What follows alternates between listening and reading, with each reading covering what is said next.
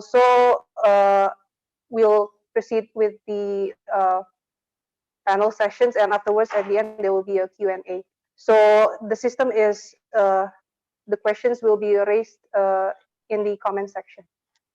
And also, obviously, we just to make the session more focused, we kindly please request you to keep the mute down. And with that, I think I'm going to start. Bismillahirrahmanirrahim. Assalamualaikum warahmatullahi wabarakatuh. Good evening, everyone, and in some parts of the world, good afternoon. My name is Astrid Nadia Rizkita. I'm the Secretary General of OIC Youth Indonesia, and I will be serving as the moderator for today's Ramadan talk session. Thus, I will be leading from beginning till the end. But before that, we'll start with saying Basmalah. Bismillahirrahmanirrahim. So for those of you, the Ramadan talk of OIC Youth Indonesia is a weekly and multi-theme webinar series. First of all, to discuss about the current issues, mainly the COVID-19. Second, to connect with our networks from the OIC Youth Network, the Youth Councils, and beyond. Because in this era of COVID-19 and in which technology is being used, the human element is important. Or in Indonesia, we call it gotong royong, or togetherness. So hopefully, we all get to benefit from this session. First of all, I'd like to give my best greetings to the welcoming speaker and speakers present. First of all, to Mr. Shafi Effendi, the President of OIC Youth Indonesia, and also present here observing the session, actually our advisor from the Youth Council, the Chairman of Indonesian National Council, Mr. Tantan Taufik Lubis, and he's also the Vice President of ICYF, Asia Region Representative, and also to the panel speakers present, the honorable welcoming speakers, the panel speakers. Firstly, Ms. Alia Nur the Special Staff to the Minister of Youth and Sports of Republic of Indonesia. Great to see you here, Miss. And second, Mr. Margianta Surahman from Emancipate Indonesia. He's the founder and executive director, and also the ambassador of One Young World. It's great to have you here. And the last but not least, the third speaker, Ms. Sevinch Iskandarova, joining us all the way from Baku. She's the Deputy Director General of ICYF Eurasia Regional Center. So I will go through the agenda. First is the opening from the moderator. Second, the welcoming speech from President Shafi Effendi. And third is the main agenda, which is the panel session, followed with the Q&A, closing statement, and then closing. So without any further ado, we proceed to the welcoming speech from the President of OIC Youth Indonesia, Mr. Shafi Effendi. You may have the floor now. Bismillahirrahmanirrahim. Assalamualaikum warahmatullahi wabarakatuh. Thank you for the session. Thank you for the time. Special thanks for the moderator, Ms. Astrid Nadia Rizkita from Secretary General of OIC Indonesia. And thanks for my friends Alia Nur from Special Staff Minister of Youth and Sport Republic of Indonesia, and my brother Margianta Surahman Juanda Dinata from founder of Emancipate Indonesia and ambassador of One Young World. Thank you. And then my senior, my friends, Sevin Iskandarova from Deputy Director General of OICYF Euro Asia Regional Center, and then my senior, my brother, Mr. Tantan Taufik Lubis. Thank you. So tonight, welcome to the webinar. I want to share with you about my my script. Yeah. Now Corona. So Corona kills everything, yeah. Right now, Corona doesn't just kill humans, you know, also kills the product, kills the business and industry, kills our habits. So the change of habits, the change of strategy of the business of our life. So in my opinion, my opinion, 4 steps for young people like us. Number one, accelerate the handling of COVID-19. Second, lead change to adapt it. Yeah. Third, take more responsibility. And the fourth, explain to the environment of the pandemic. Many people do not know the real condition of COVID-19. So tonight, I want to ask you to uh, bring the word to the new normal, and we must be togetherness. Yeah, in Indonesia we call gotong royong. So togetherness, take your hand, and then we I hope we must be past the COVID-19. So Corona kills everything.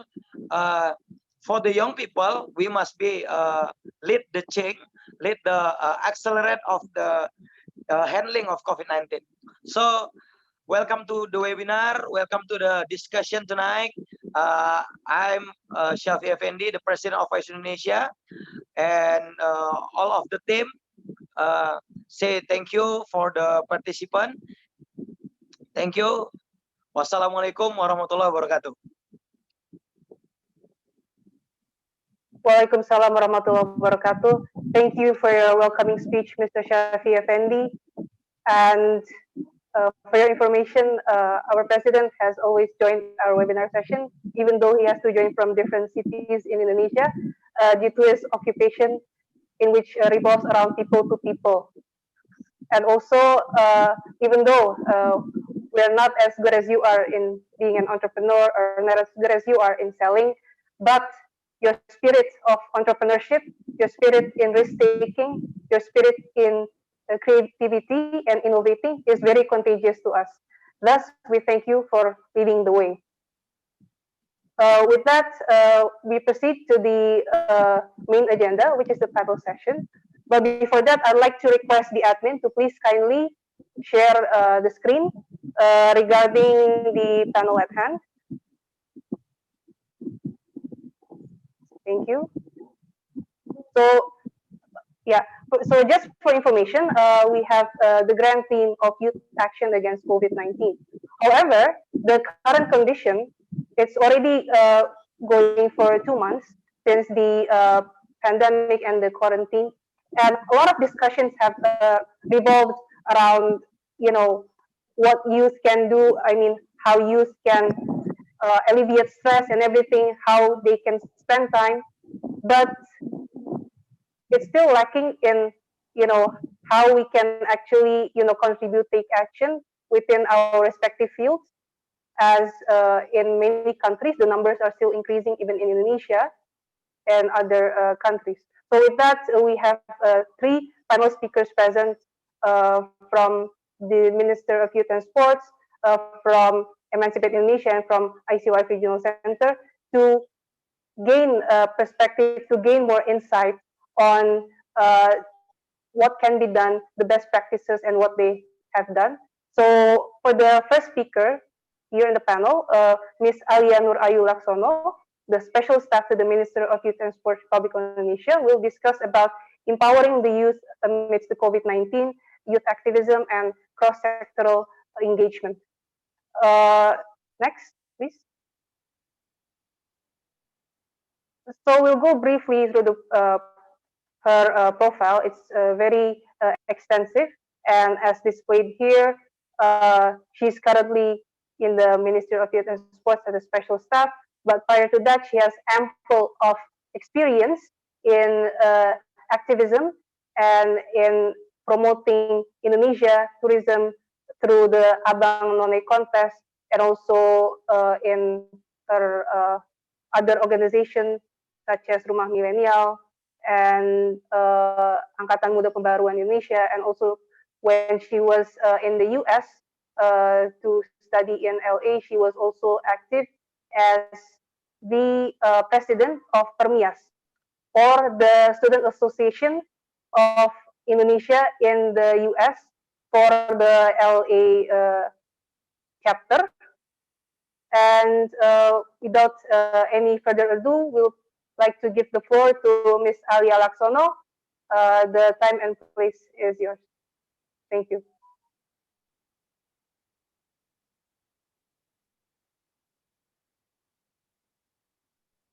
Hello, Astrid. Yes. I have to share the screen. I don't know how to do that. Wait. Oh, okay. So there's this green sign below share screen next to the chat. Yeah. Yeah. So you click that, and then they're going to display what you can display. Oh, it says I have to quit the program first before I share the screen. Gimana ya? Wait. Can I go next? Can I go after? Because I have to do this first. Oh, sure, sure. So Can I we'll just go to. Okay, because ini nggak bisa. Aku harus quit dulu, abis itu restart. Okay. Sure. So we proceed to. Could you please, the admin, go to the slide? Thank you, Elena. All right. Our, okay. So, we move to Mr. Margianta, the founder and executive director of Emancipate Indonesia. He's going to share us about decent work, youth, and vulnerable groups in COVID-19 pandemic. And we go briefly through his profile. Next, please. Yeah. So he holds a bachelor degree in IR from Universitas Paramadina, and also a certificate on global health at Utrecht University. And he has also ample of experience, a very honorable man as well. He's currently the executive director of Emancipate Indonesia, but he's also active in Gerakan Muda FCTC. It's about the no tobacco movement, and also the youth advisory panel at UNFPA, project coordinator at Lentera Anak Foundation, ambassador at One Young World. Yeah, we saw the picture of you with Terry Crews, a very famous actor in Hollywood. And also, he's also the social media ambassador of Amnesty International Indonesia and advisor for He for She Youth Indonesia. So without any further ado, we'd like to give the floor to Mr. Margianta, and we hope that we gain a lot of insight from you. The time and place is yours. Right. Thank you very much, Astrid. Hello, everyone, my fellow friends of OIC Youth, fellow speakers. Thank you for the opportunity for me to speak upon this very fruitful discussion between us. Even though we are now at the age of our hope, at the age of our seats at our homes or at the front lines, but we all are playing a role here to overcome this pandemic and to do what we can to spark any hopes that actually young people can do within this crisis. So maybe I would like to share a bit about my take on the pandemic, on what I think is one of the most important issue for us to be talked about. I will share my screen now. Here it goes. Okay, is it seen now? Can you all see the Yes. slide? Okay, great. Is it full screen in your computer as well? Yes. Yes, it's okay. full screen. Okay, thank you. So my presentation is going to be on decent work, youth, and vulnerable groups in COVID-19 pandemic. Why do I choose these issues? Because even before the pandemic, if we see the Sustainable Development Goals, goal number 8, decent work and economic growth, in most panels, in most cases, policies or anything, we only focus on economic growth as well. We hope that it trickles down to the people, to the working class, but eventually COVID-19 pandemic reveals to us that actually it doesn't really trickle down. The trickle down economy doesn't work, that many working class people are suffering right now, especially the young workers, the young people like us. So my presentation is going to be like that. And also I'm going to explain a bit about the vulnerable groups besides young people in this pandemic. Now we see, we're talking about young workers. Who are the young workers? So this is taken from several writings and report. Young workers here are actually the characteristics. Maybe we all know how our young workers are. Young employees are more satisfied with their work-life balance than older employees. It's something that is important for young people to have a work-life balance, a strict limit between your work and your life. And in Sweden, even, this is in Sweden, in global north countries, of course, we have different contexts all across the globe, but in Sweden, number of young workers actually is diagnosed by chronic stress-related illnesses or clinical burnout because they work too much. So we love our work so much, we are so passionate, and then we don't know when to stop and how to stop. Especially during this pandemic, those of us who are privileged enough to work from home, sometimes we cannot even draw the line when we should work or we should not be working. So this has been, it's not a new issue, but now it's all surfacing in this pandemic. So young workers are characterized like this, like the millennials, etc. But then if we see here, for employed ones during COVID-19, for those of us who haven't lost our jobs, there are two kinds of young workers. The first one is who work from home. Remote working, office jobs, executives, consultants, those who can work from home, designs, etc. You don't have to go out. But then also there's a second type, those who can't work from home, who cannot work from home. Who are they? They are actually the one who keeps this society running. Essential workers, health workers. But the term essential workers wasn't always been like that. Before the pandemic, we see this works as blue-collar jobs, like the lower classes jobs. You see the cashier in the supermarkets, the online bike drivers who the gig economy partners or drivers, etc. We see them as, not really a promising job or prospect, but now they are actually the one who keeps things running, who sacrifice their lives every day outside there, knowing that they could be infected or they could infect their family, then they become essential. So we have been taking them for granted, but now they cannot work from home and we rely on them. All of us here are relying on them, especially also to the health workers. So knowing this, we see now who are the vulnerable groups in the middle of this COVID-19 pandemic. First, of course, it's the unemployed people.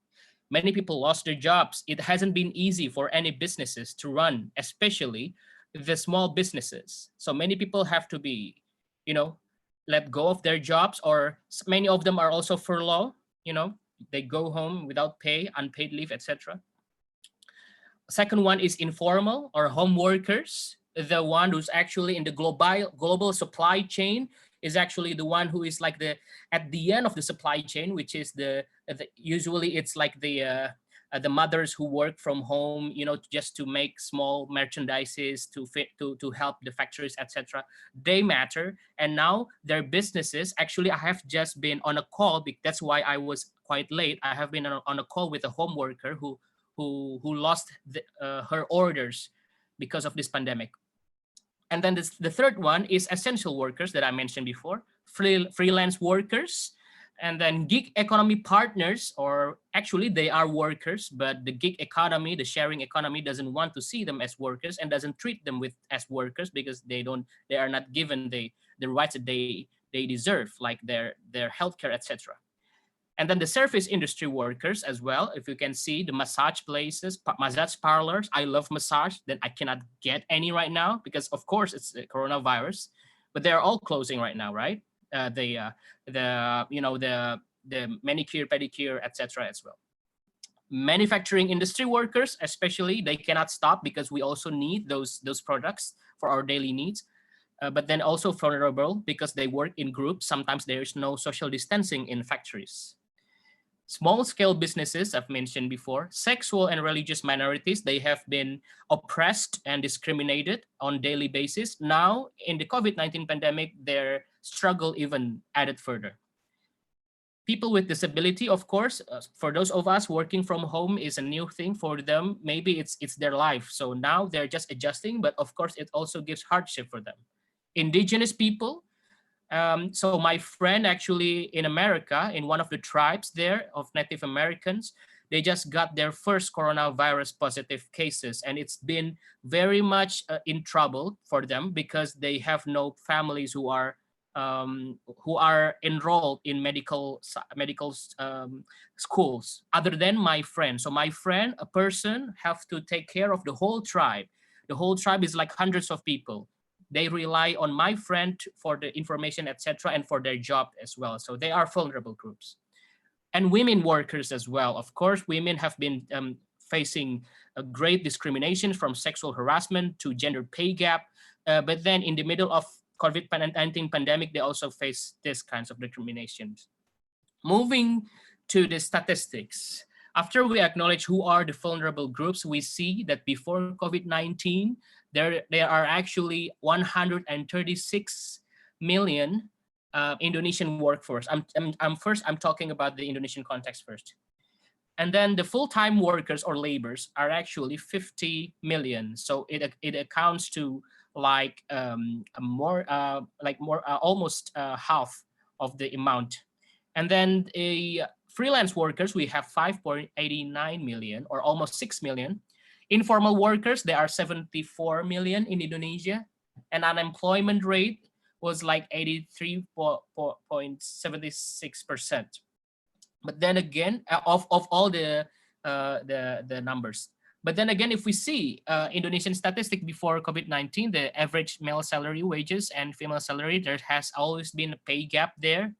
And the workers registered under the healthcare system of Indonesia that we are so proudly of. We are one of the biggest nation on earth who actually have people enrolled in our healthcare system, 51 million people. But then again, we see after the COVID-19 pandemic, we see new unemployment of formal workers are at the number of almost 750,000 people. Furlough workers, those who went unpaid leave, who doesn't work from home but just go home without pay, actually it's almost 1.7 million. And from another ministries, recently there is a new data, it says 3.7 million people who went home without any wages, still keep their jobs, but they don't have any money to bring home. And then projected total unemployment is around 10 million, or 8.8% until 5% of the whole workforce. But Indonesia also, the government of Indonesia has tried to also give some solutions that are actually pre-designed. One of them is the pre-employment card. It has been designed before the pandemic. Now it's implemented in the middle of pandemic, despite all of the pros and cons. There has been 9.4 million applicants now, and we have 456,000 participants on the wave 1 and 2. We are now going to the wave 4. And then 51,000 people have received their incentive, around $161 per person. So this incentive can be given to these people who just recently unemployed or got their jobs affected by the COVID-19. Then they apply, and then they have to finish some courses on soft skills, on entrepreneurship, etc. And then they will get the incentive that they deserve, which is $161, which is paid every month for 4 months, but total $161. But also we cannot forget that the informal workers are also at risk. According to ILO, it's around 70 million. And of course, there are the migrant workers who just returned home from their from the countries that they work for, around 100,000 people. And these migrant workers, of course, not every one of them have any side jobs or businesses, so they also need help. So we can see here, just take a look at the numbers here. It doesn't really add up. It hasn't been really covered, all of them, by the social safety net that is existing in Indonesia. We have, of course, a lot of help as well, maybe from cross-sectorial as well, but then it's still not enough. If we are seeing that the projected total unemployment is going to be at 10 million, then we're gonna need more help. We're gonna need more effort to really push forward progressive policies that actually can provide better social safety net, more inclusive one as well. So this is the world in statistic during COVID-19. We can see the global workforce is around 3.3 billion. The unemployment rate now, the newest data from ILO is around 190 million. So if we see Indonesia, the projected unemployment is 10 million. The total in the global scale, the projected one, the current number is 190 million. The businesses at risk, of course, 436 million, small business, big businesses. And projected economic growth, actually, World Bank has just announced this. The projected is going to be -3%. This is one of the lowest rate since the 2008 economic crisis and the Great Depression in middle of World War II. So I'm just going to tell you all a bit about the survey that Emancipate Indonesia did. This is a survey that we did before the pandemic, which is last year, but I think it's still relevant for us to really see what the young workers need, because I would like to go specifics here. Even though I mentioned there are many vulnerable groups in COVID-19 pandemics, but I would like to focus on the young workers and the early 20s, the 30s workers who actually are also in danger here. We see the one who fills our survey, 227 people. Most of them are female, and 70% of them are at the age of 21 until 25, which is very much youth or young workers. If we see the one who filled our surveys was actually mostly composed of the private sector or MNCs or startups, 52%. And then we also have several other sectors as well, nonprofit, etc. So work-life balance. What is work-life balance? Why do my organization Emancipate Indonesia really cares about work-life balance, especially in this pandemic? Because it, as the definition goes, it goes for a satisfying, healthy, and productive life that includes work, play, and love. So it's about drawing the line between your life and your work. You don't live to work, you work to live. And romanticization of passion among young people, that you have to work all the time just to get your passion, just to get the rights that you actually deserve as a worker in the first place, that you don't have to always make yourself suffer all the time to impress your boss or anyone, is actually a right for every young workers, and we have to fight for it. We have to be able to speak up, because we all deserve that. So this is why work-life balance matters, because it becomes the indicator of the decent work that I mentioned beforehand in the title of my presentation, because it defines the well-being of young workers. If you can see here, when we ask them, do you have work-life balance in your current job now? Majority says no. 53% says no. Only 21% says yes, and 21% other says maybe. So it's like 74% of them says, okay, maybe we don't have work-life balance at all. So this is worrying. This is worrying, and burnout culture is real. In some cases, they also died out of overworking. I think we see those cases in Japan quite a lot as well. So this has been becoming a very much an issue. And if we don't pay attention to this also right now, especially in the middle of pandemic where no one, ask us when we are working at home, have you get some rest, have you eaten, etc. Then it becomes a problem to our well-being, etc. We are not only talking about productivity here, we're talking about well-being. And when we are working from home in a pandemic, it doesn't mean that we always have to be productive, productive, productive. This is us trying to survive in our own homes, or even survive working out there, because we don't have the privilege, because young people are not only consisted of those who can access Zoom and have the privilege of accessing internet and also doing online talks like this. There are also many young people who are working at the front lines as health workers. Now they are spending overnight taking care of people in hospitals.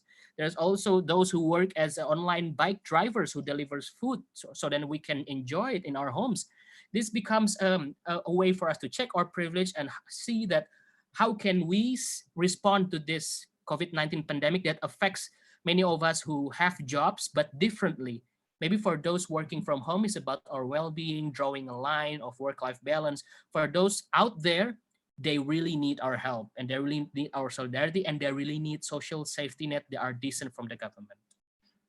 Here are some factors that I've been identifying with my team about work-life balance of young workers before and during COVID-19. First, we can talk about wage or salary.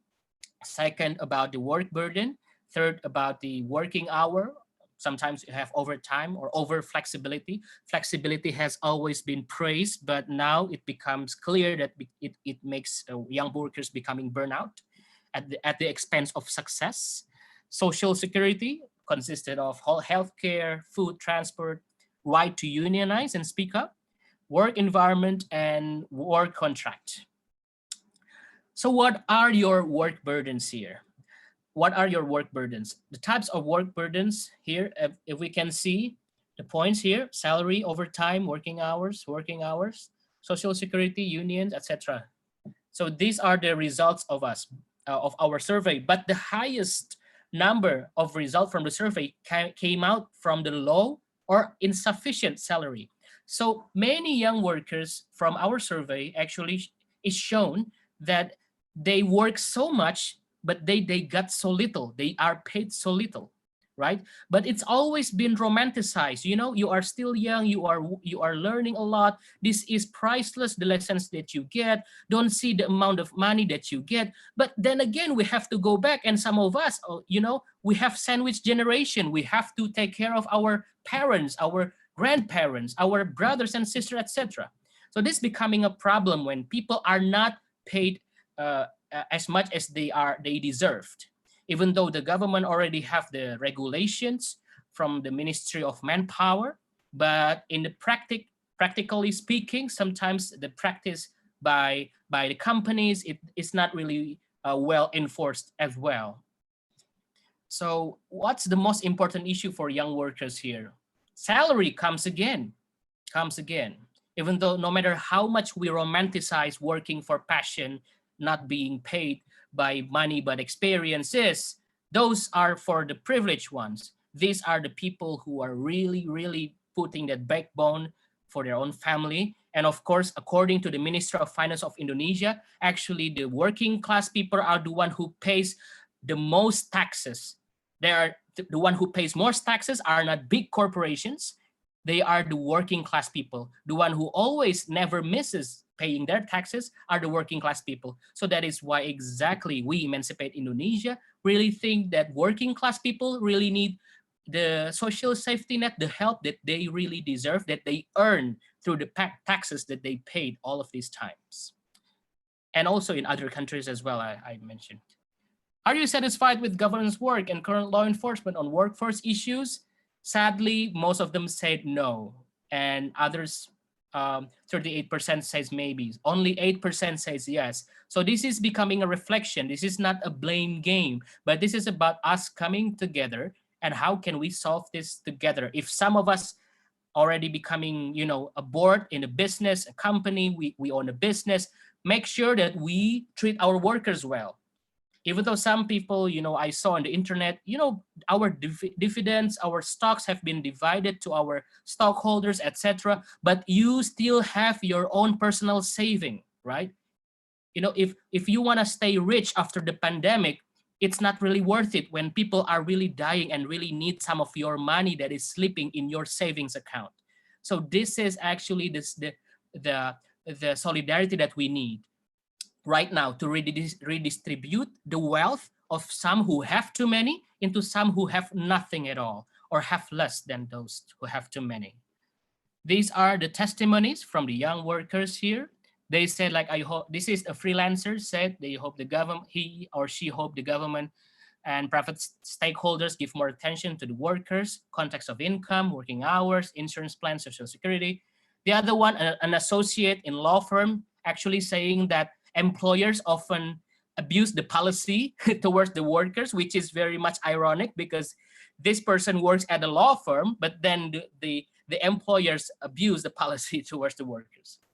And then there's also one who works in a government agencies, but as honorary staff said, Social Security is really important because some of us receive low salary and actually the insurance really help. And this person hoped that the government can resolve the Social Security and insurance for the welfare of young workers. So these are the voices that were submitted to our survey. So indecent working conditions have affected young workers' work-life balance. This is as a conclusion, because more than individual issues, this is about structural issues where Social Security and labor law are not doing enough to ensure the fundamental rights of young workers.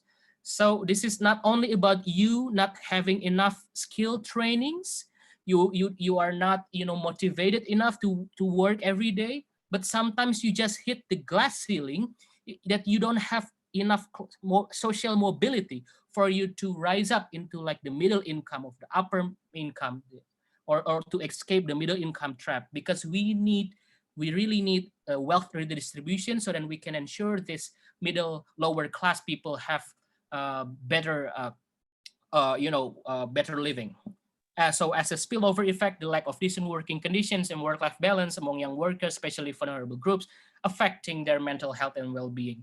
Of course, mental health is also an issue here right now. So I'm really also here just saying, for those of us who thinks that we have to keep up being productive in this pandemic, please take it easy as well, because we are surviving here. For those of us who are privileged enough to work from home, please take care of your own mental health, your own well-being. This is the time for you to take the break that you never got to get before this pandemic. And for those of us who cannot work from home, like really, we really need to help them, those who cannot work from home. One of the initiative I think from Indonesia has been bagirata.id. I really like the initiative. So bagirata means divide equally. So it's an initiative in Indonesia that actually you can apply either as a recipient of help, mutual aid. They don't call it donation, they don't call it philanthropy, but they call it mutual aid. You can be a recipient or you can be the one who gives, and you can transfer help to these people through OVO, GoPay, or any kinds of e-money. Very easy, very simple, directly transfer to those who need it without any cuttings or etc. Or you have to post sad stories of the people. No, this is like straightforward help, and this is what we need actually. And we in Indonesia, we have that kind of system. In every nation in the world, we have that kind of system. It's called tax.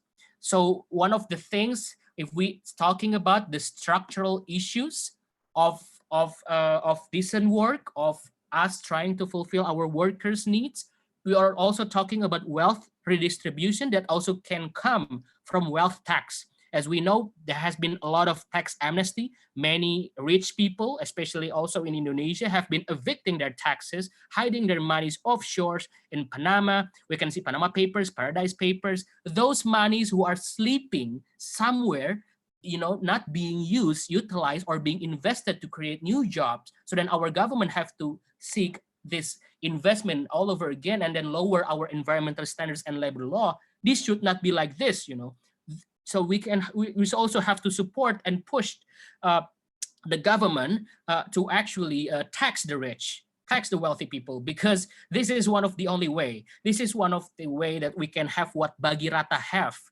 with their own startup initiative or peer-to-peer wealth redistribution tool.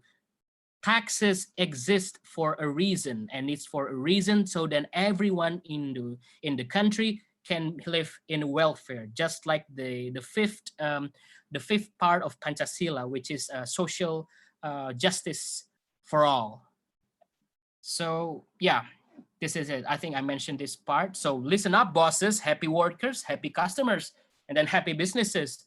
So don't, maybe for those business owners, don't be so allergic to treat your workers well. Don't be like, if I treat them well, they will be too lazy, they will lie to me. No, it has to be built on trust, and we have to start trusting the workers.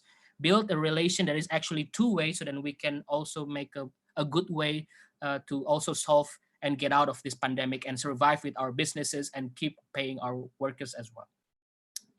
So that's maybe from me.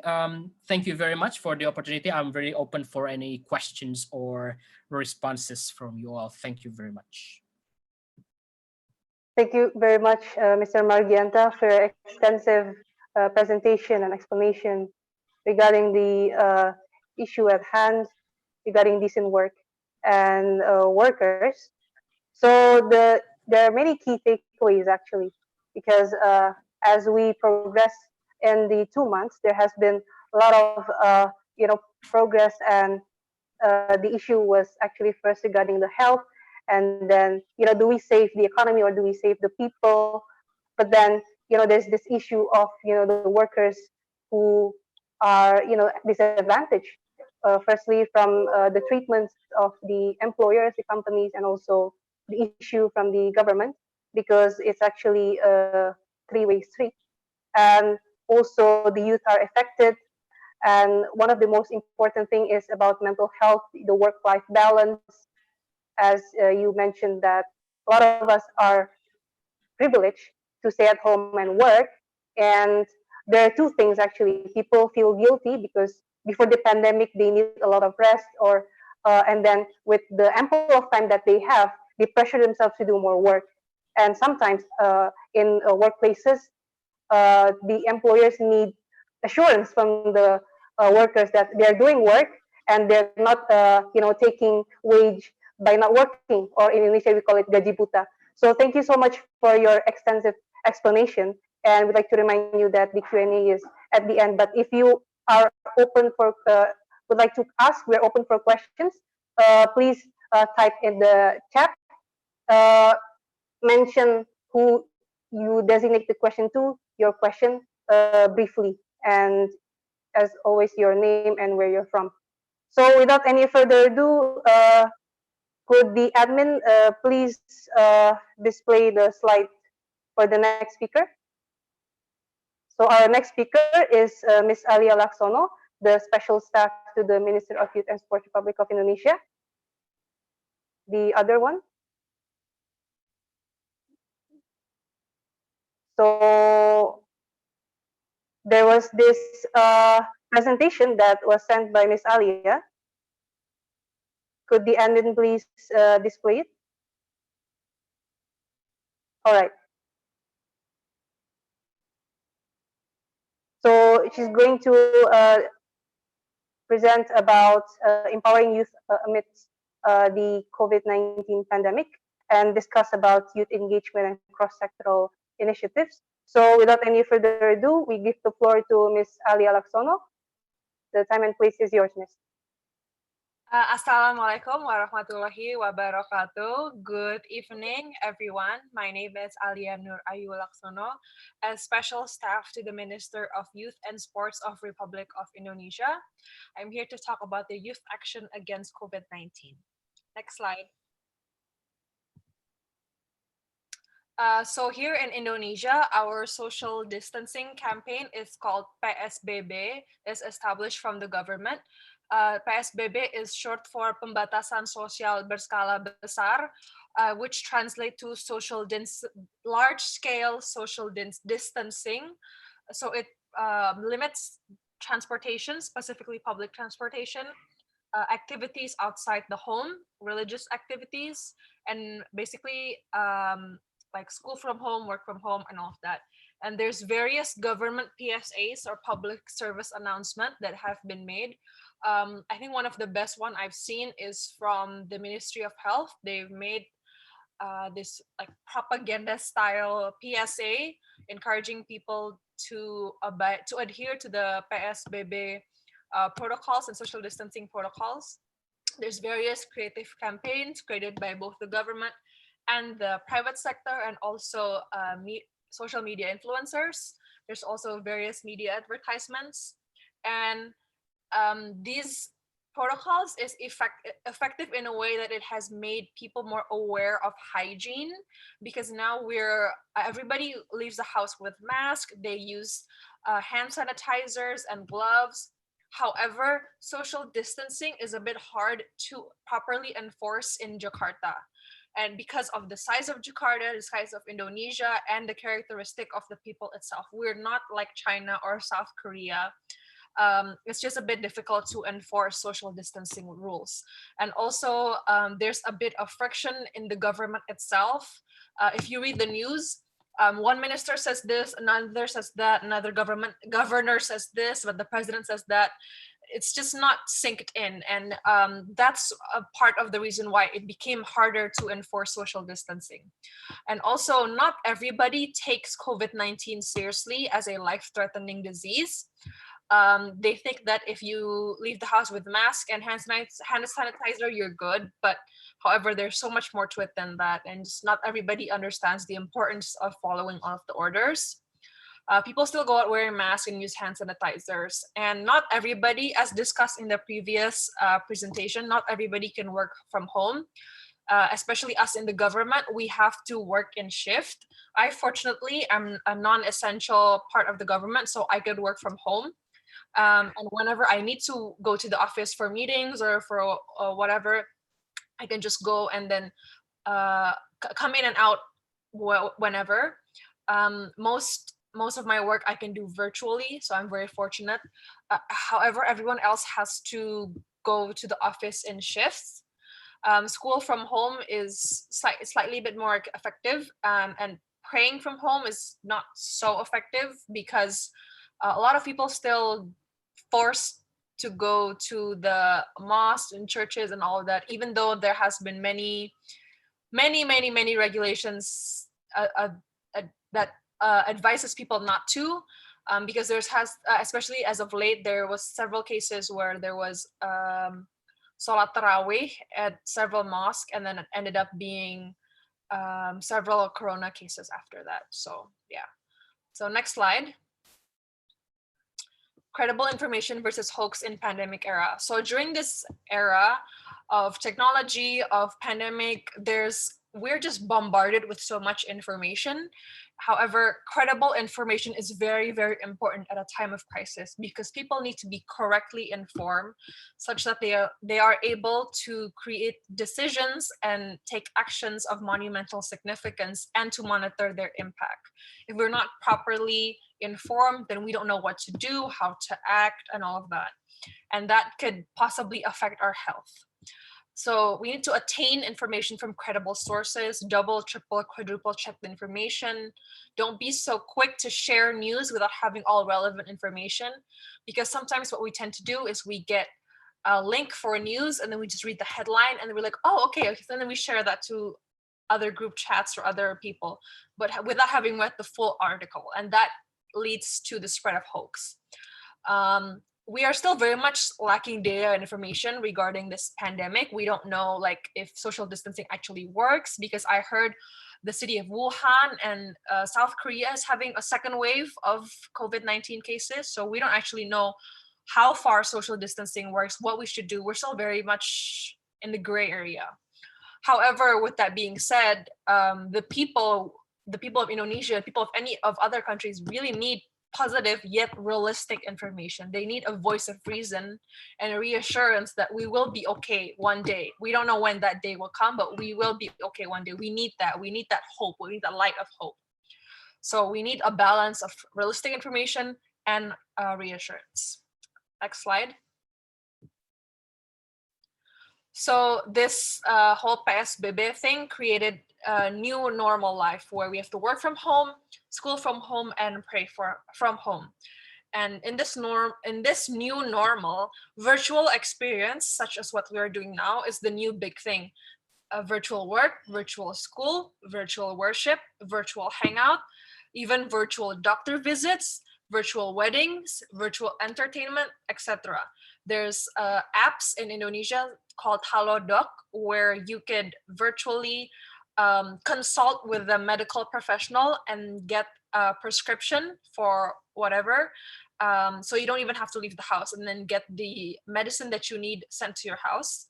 You can do virtual weddings if you really need to get married during this time. There's also virtual concerts, virtual webinars, such as what we're doing now.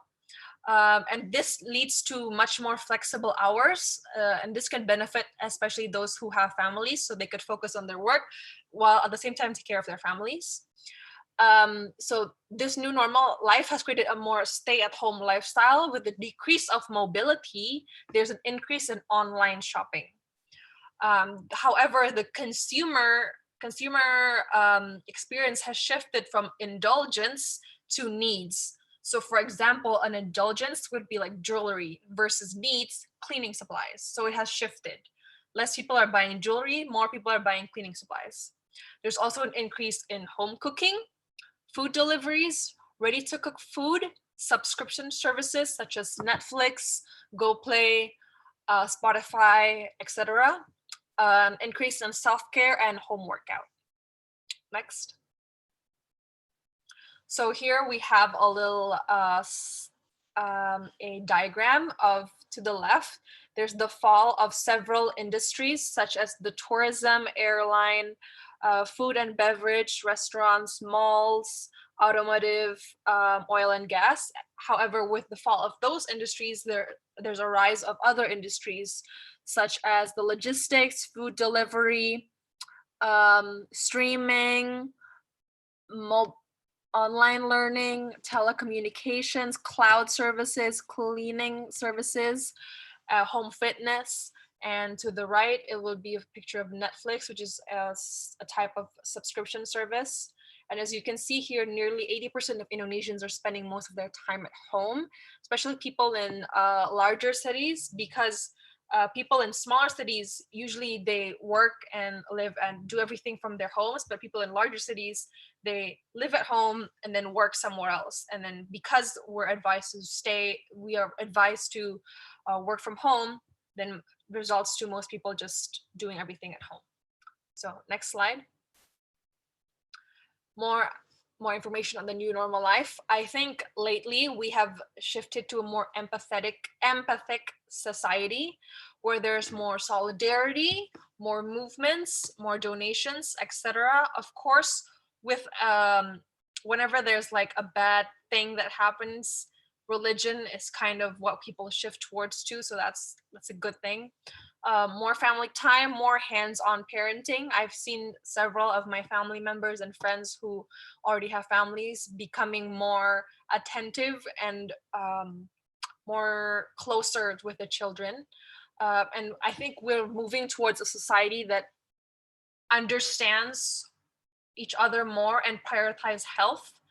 As was discussed in the previous presentation, people slave themselves to work to get a paycheck every month. But I think lately, people are starting to realize that health is wealth. Health is the most important thing. You cannot do anything. You cannot work. You can't get a paycheck if you aren't healthy, if you can't do anything. So I think people are leaning towards prioritizing their health above everything else now.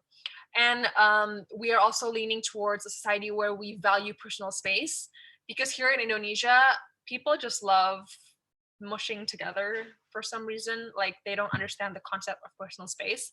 However, with the new social distancing protocols, we have to be at least 1 meter away from each other when we're like, let's say when we're lining up at the grocery store or something.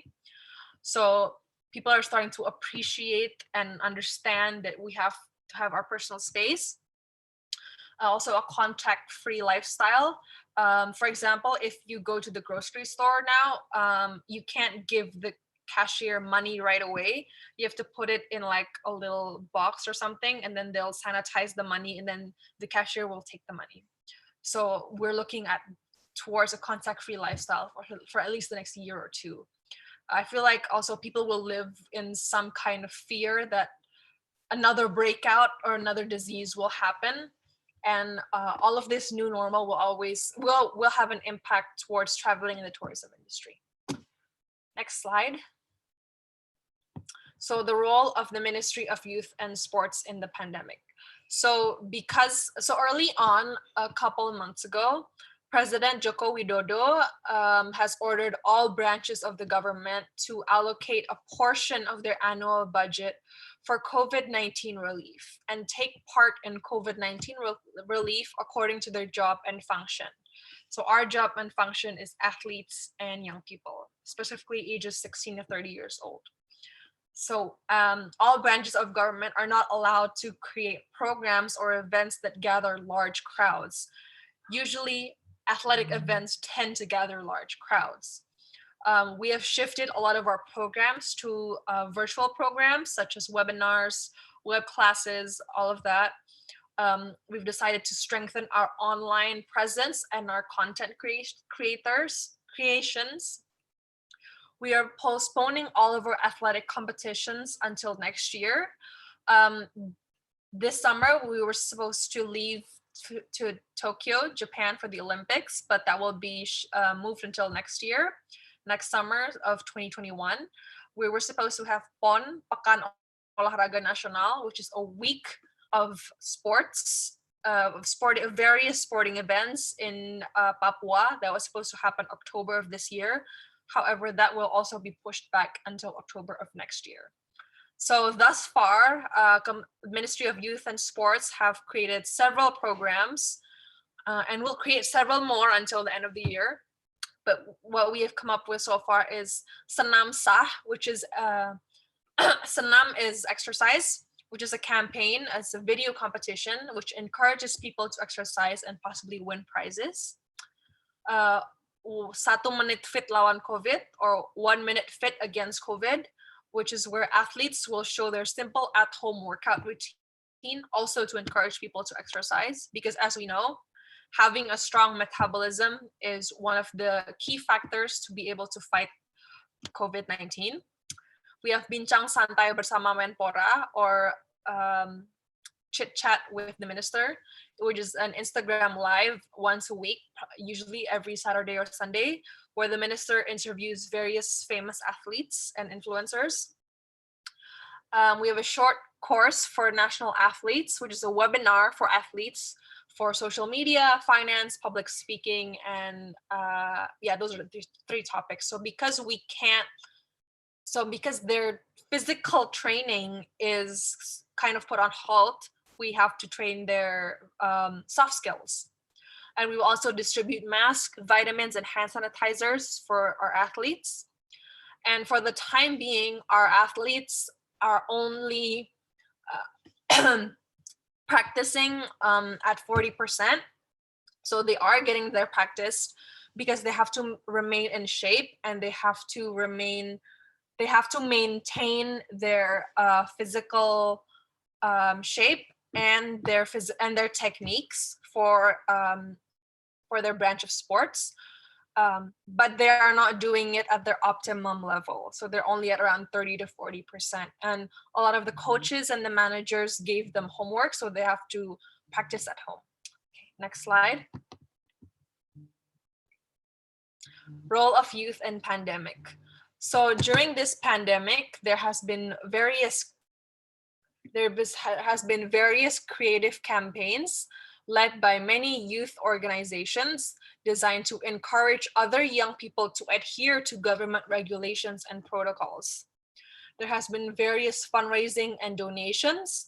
The money that was compiled is allocated to purchase medical supplies, vitamins, food, and other basic necessities, or sembako, for medical workers, day laborers, public transportation drivers, or ojek drivers, and other people in need.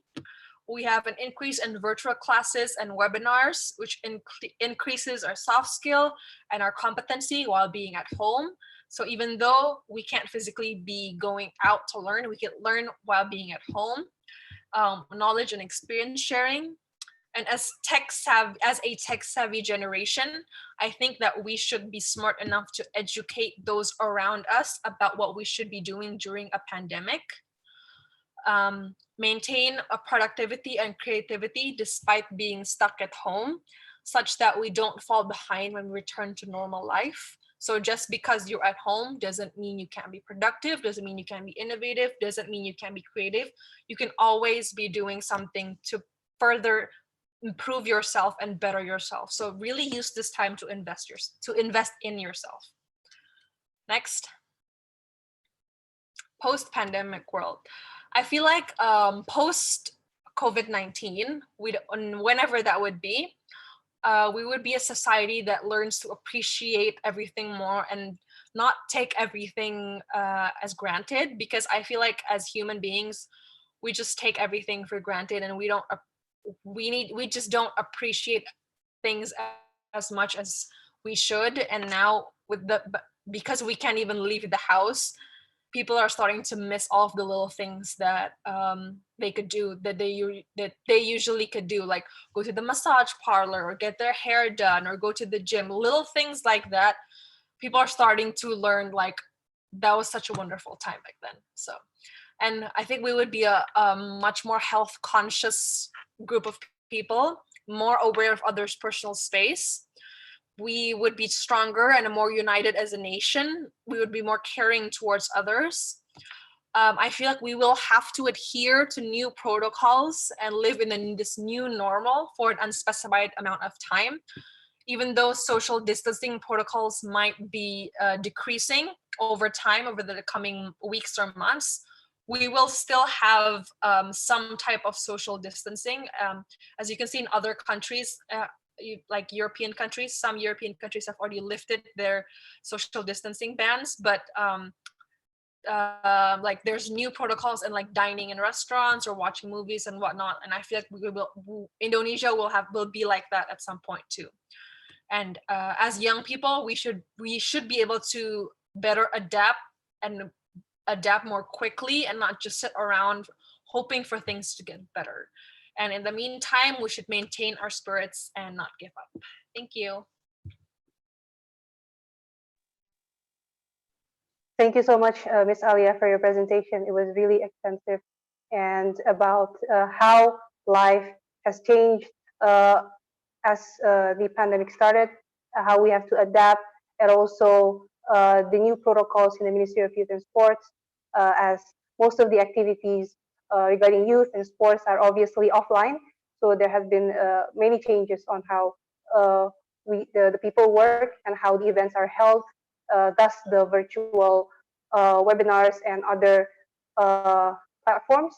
And also regarding the role of youth, there has been many campaigns, and also we have become more empathetic as a society, focusing more on needs, whereas prior it's more on indulgence, as we know that Indonesia, even though we have high GDP, it's more on the consumer side. So there's a lot of expenditure from consumers, and now it's more about sharing. And regarding the post-corona world, that we still have to be optimistic. So with that, thank you very much for your presentation. Now we move to the next speaker, all the way from Baku, and over there it's still fasting, but we've already had iftar here. So in Indonesia we call it ngabuburit, Miss. It's a discussion before we have iftar. It's like around 2 or 3 hours before. Could the admin please share the slide of the panel? We'll go through her profile. Okay. So she's going to share about COVID-19 and youth activism learning from Eurasia region. Next slide, please. We'll go through her profile very briefly. It's very extensive, but we managed to get just the summary. So she has Master of IR from Istanbul Bilgi University. She's currently the Deputy Director General of ICYF Eurasian Regional Center in Baku, Azerbaijan, and previously the former Director of External Relations Department at ICYF, then ICYFDC in Istanbul, and active in Justice for Hojali campaign and many others. So without any doubt, our speaker is very, knowledgeable in her field, and thus, without any further ado, we give the floor to Ms. Sevinch. The time and place is yours, Miss. Thank you, dear Astrid. Firstly, I want to greet all of you from Azerbaijan, and thank you for inviting me to this online webinar. This is online webinar or conference. Anyway, it's online, and I'm glad to be here. And this is our second time meeting in this way, because we first time met and discussed general status of the COVID in our own country. And so greetings to all my friends and Mr. Tantan as well. I can see him here, and Mr. Shafi and other speakers. So we are talking about the youth section against COVID-19. I don't have a presentation or any kind of slides. I will speak this way, and later I will share with you the further projects. But now let's talk about the youth action against COVID-19. What is youth action against COVID-19? Firstly, this is not directly fight against COVID-19. This is just your self-confidence. This is that you should take your act during this process, during the pandemic regime, during the self-isolation, when you are sitting at your home.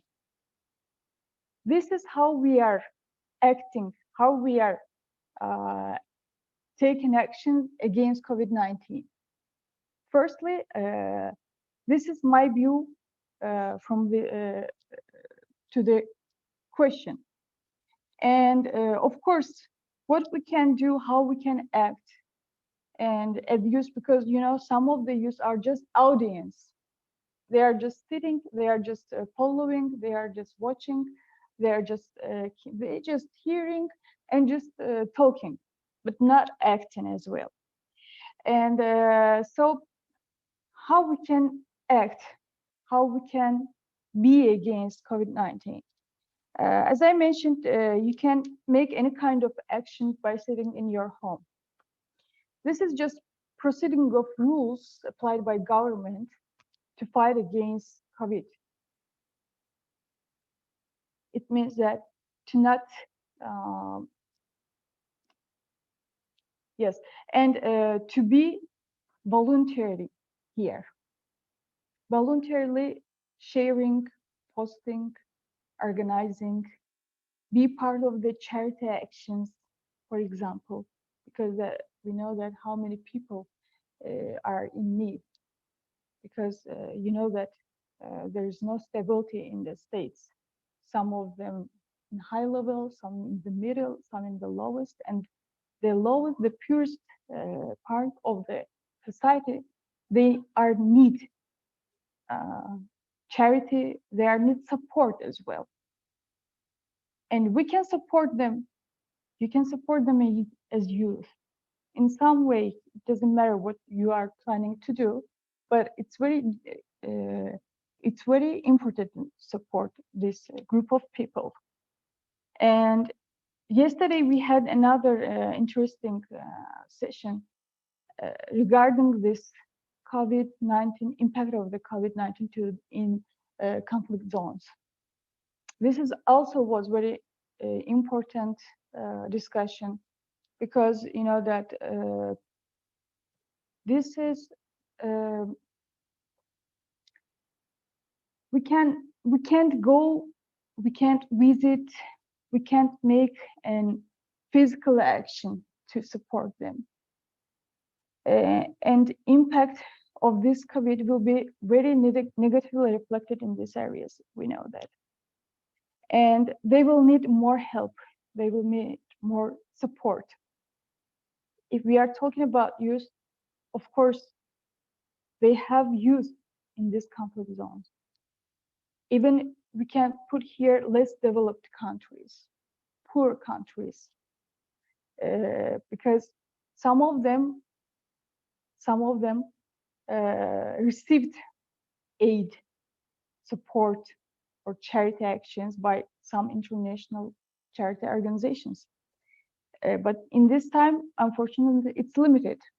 What will be after the pandemic region, we also don't know. It's unpredictable. But so we can just take actions even at our home. Now we are using online banking. Now we are using social media. And everything is going to be online, which means that we can make any kind of action online. So how we can act? As we discussed, this is only just a period where we can just make online activity, express ourselves, to share or to support or to help, for example. This is also good for even for organizations to support each other, for example.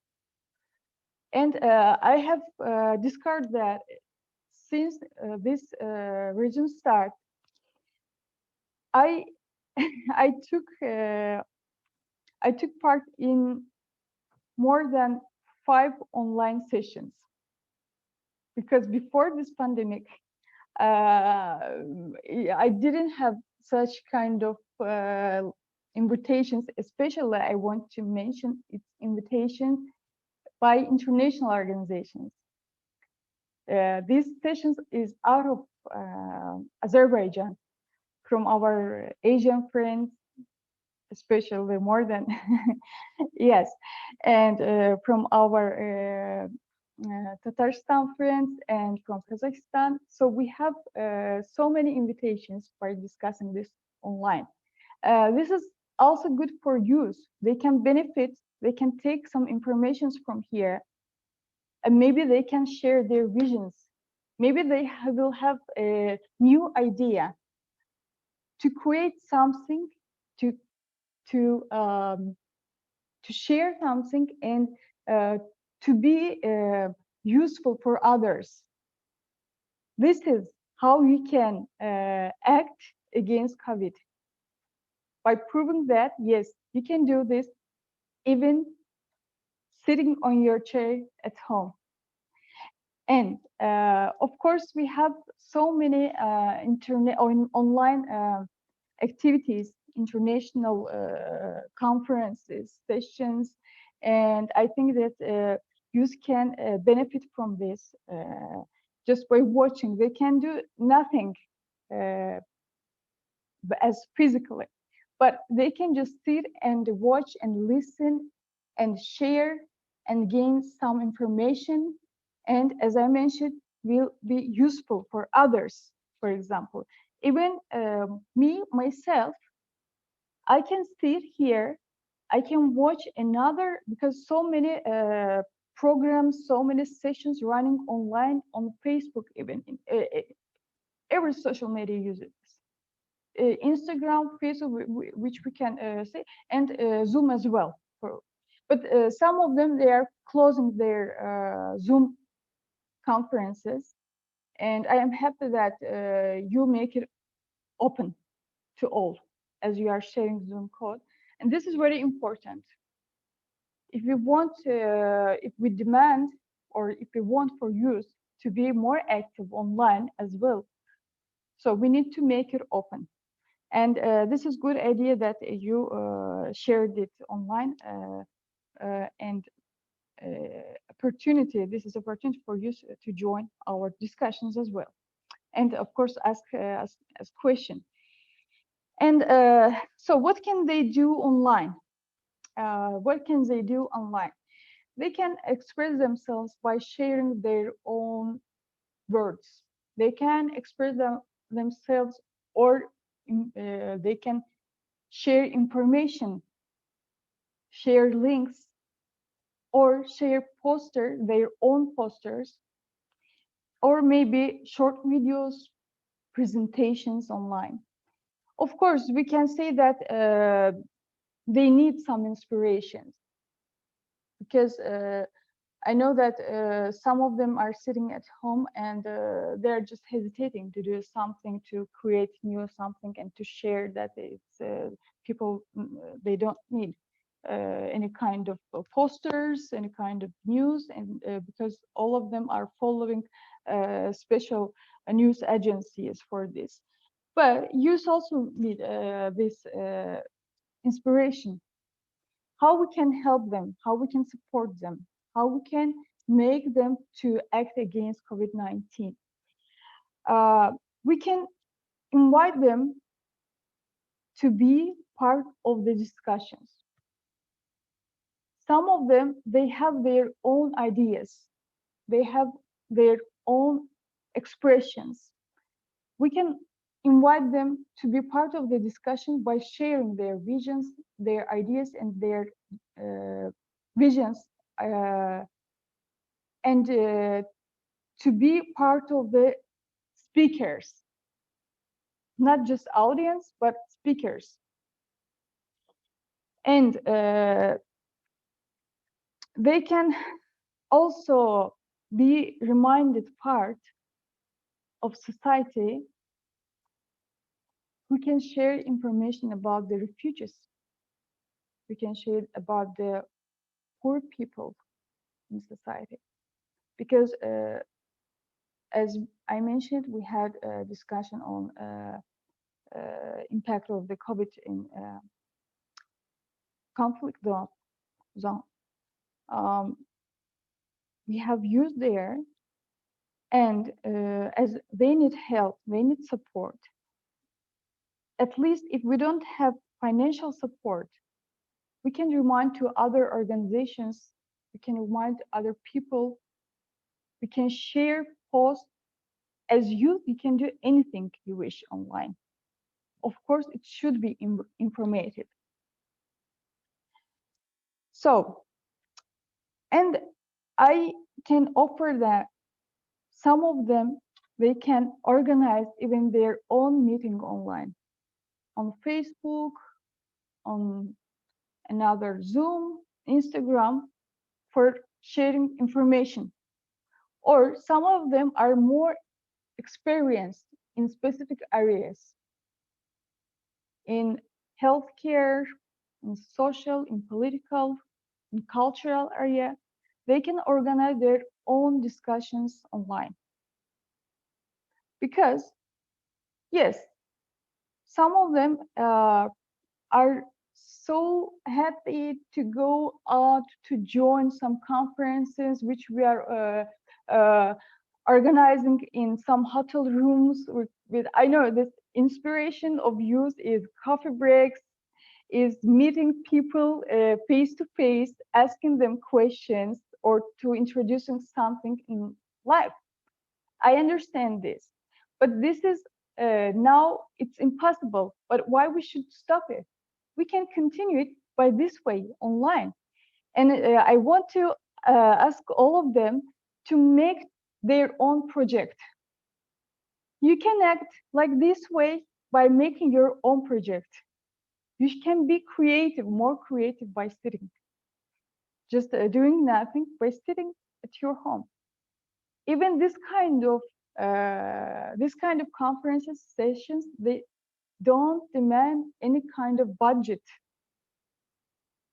Any kind of budget. You can do your own project without any budget. Yes, you can make it online. You can call people. You can share your program, and you can be useful for others. Maybe you have so important information that you can share it online.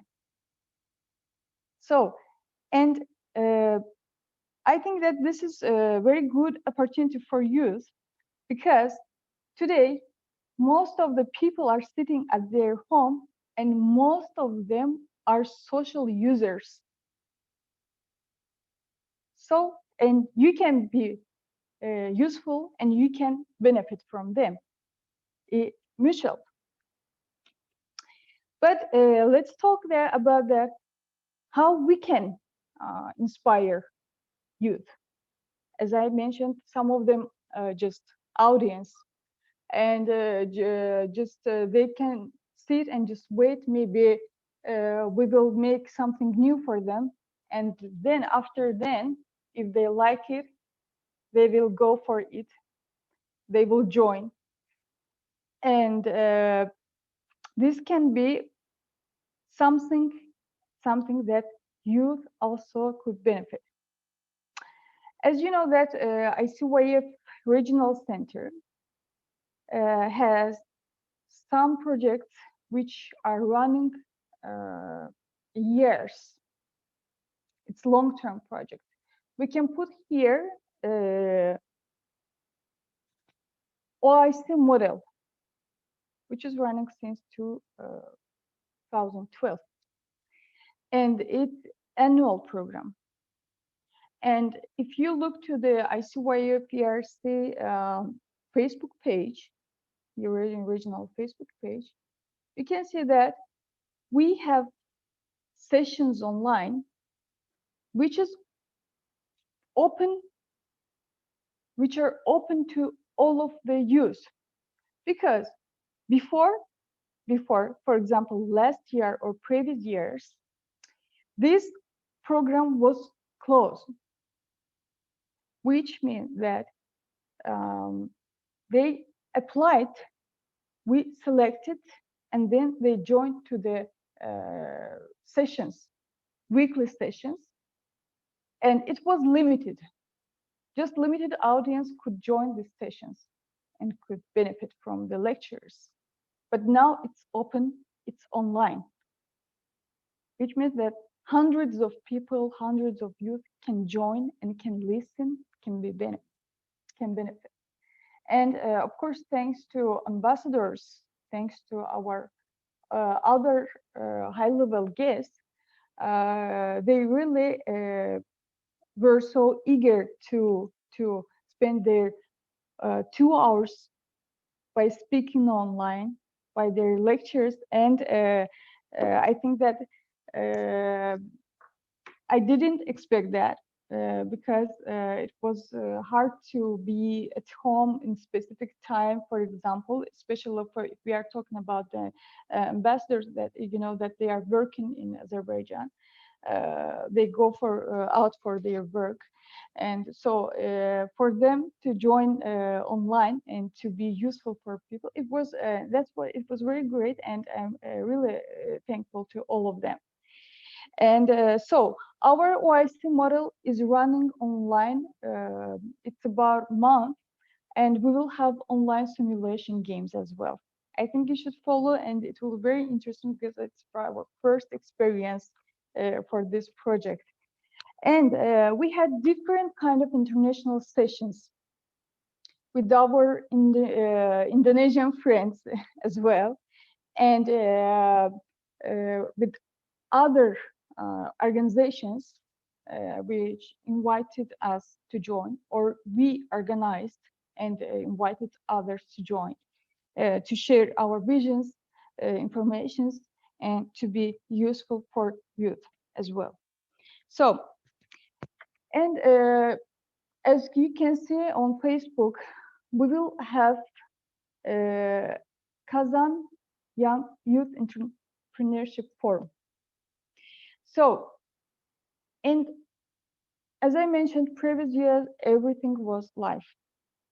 We gathered people from different countries, and we took them to Kazan, Tatarstan, the beautiful city, to join the projects, to introduce their startups and to win. But this year it's open and it will be online.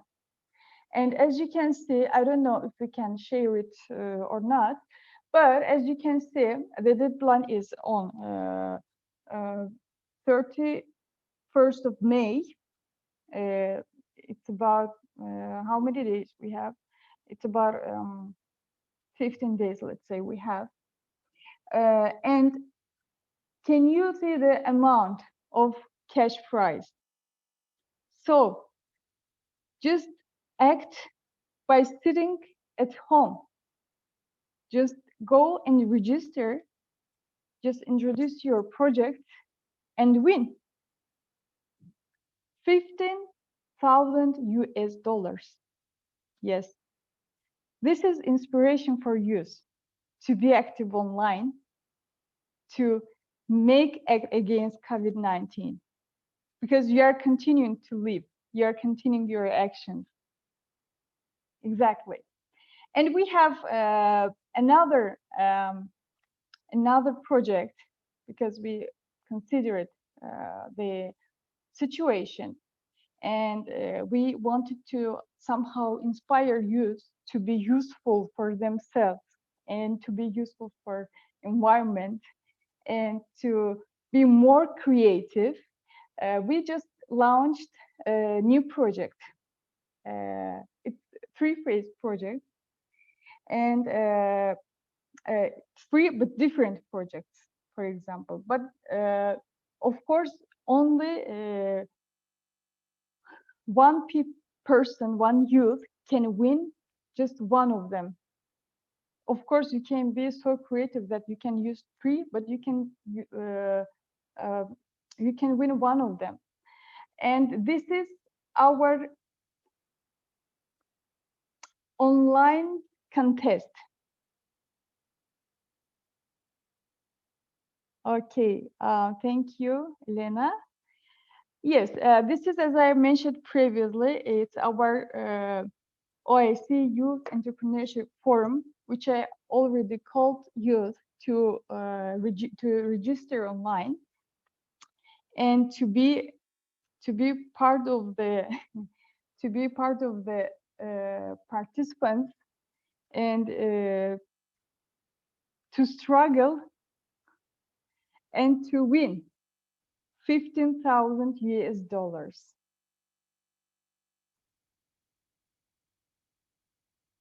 Exactly. And yes, so you know that we are also acting online. Everything is online, and our networks, social networks on Facebook, our website, icyferc.org, our Instagram page. We already shared our previous projects in there, but we have ongoing projects, ongoing sessions that you can follow all of them, and you can join it, because we will have another session online on Facebook, as well as we have our YouTube channel where you can watch our previous sessions, I think. And of course, on our Facebook page, you can also watch our previous sessions by our high valued ambassadors for OIC model lectures. So we can continue with our next contest. If we can go to the page, our contest page, it's on events, upcoming events. Yes, upcoming events.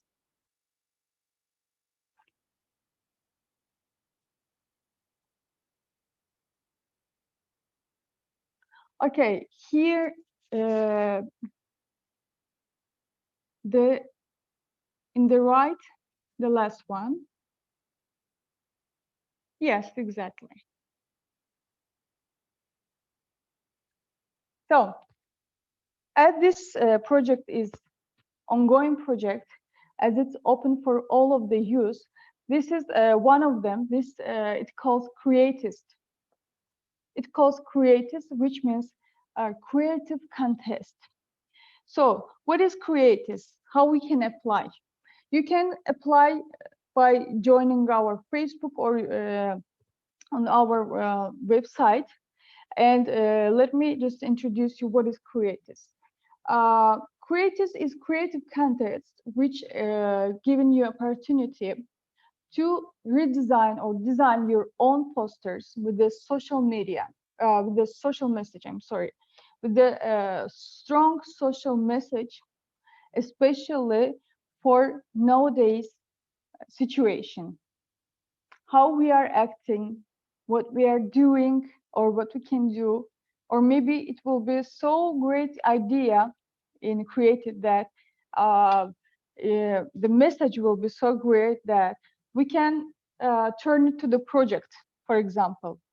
So by joining this contest and uploading your own posters designed by yourself, it should be by yourself, and by joining this competition, you have chance to win 500 US dollars, because only one person will be selected as winner. Exactly. And we have, yes, all of the rules and regulations are in our website page that you can see, you can look, and after you can go for your creative ideas. And we have another second contest. It's Voluntest, which means volunteerism contest. It's also on our website page. In the same, you can proceed with the, I think you can go to the right. Yes, exactly. Voluntest. It's a volunteerism contest. Exactly. So what is Voluntest? You know that we are in under the conditions which we don't have any kind of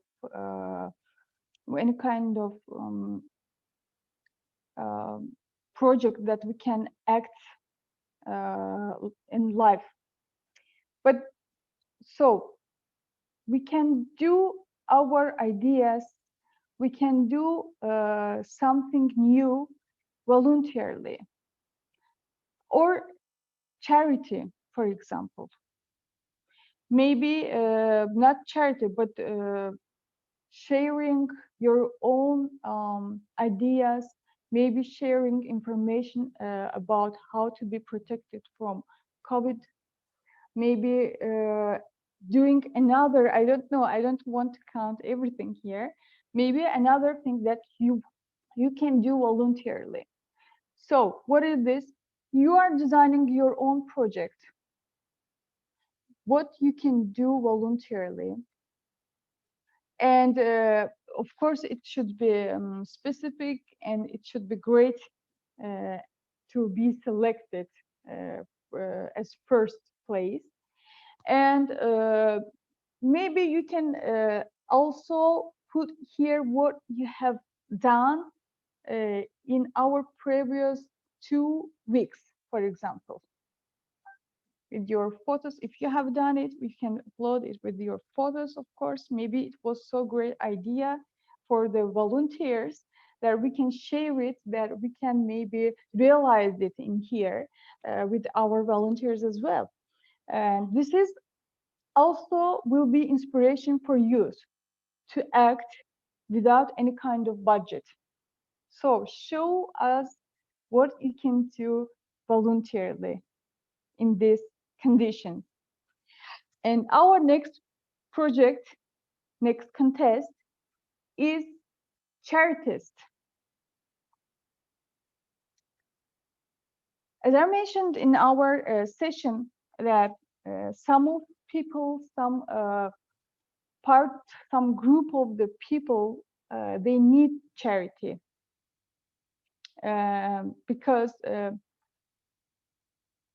some of them, they are not official workers. They are just taking their salaries daily, for example. And how we can act, how we can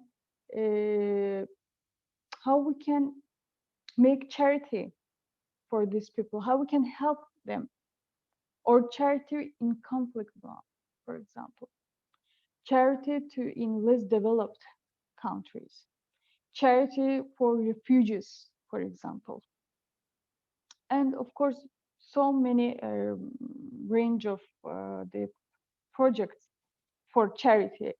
And you can design your own project. Charity is just project, application. You are designing your own project titled Cherry Test, where you can put your idea, but what you design, what you say, it should be with the less budget. Of course, if I have $1 million, I can do more things with charity. But we want you to do your charity with the less budget, for example. Of course, you are not going to realize this charity. This is just project. You are applying us with the project. But if we like this project, for example, if you, of course, you will become the first, you win 500 US dollars as winner.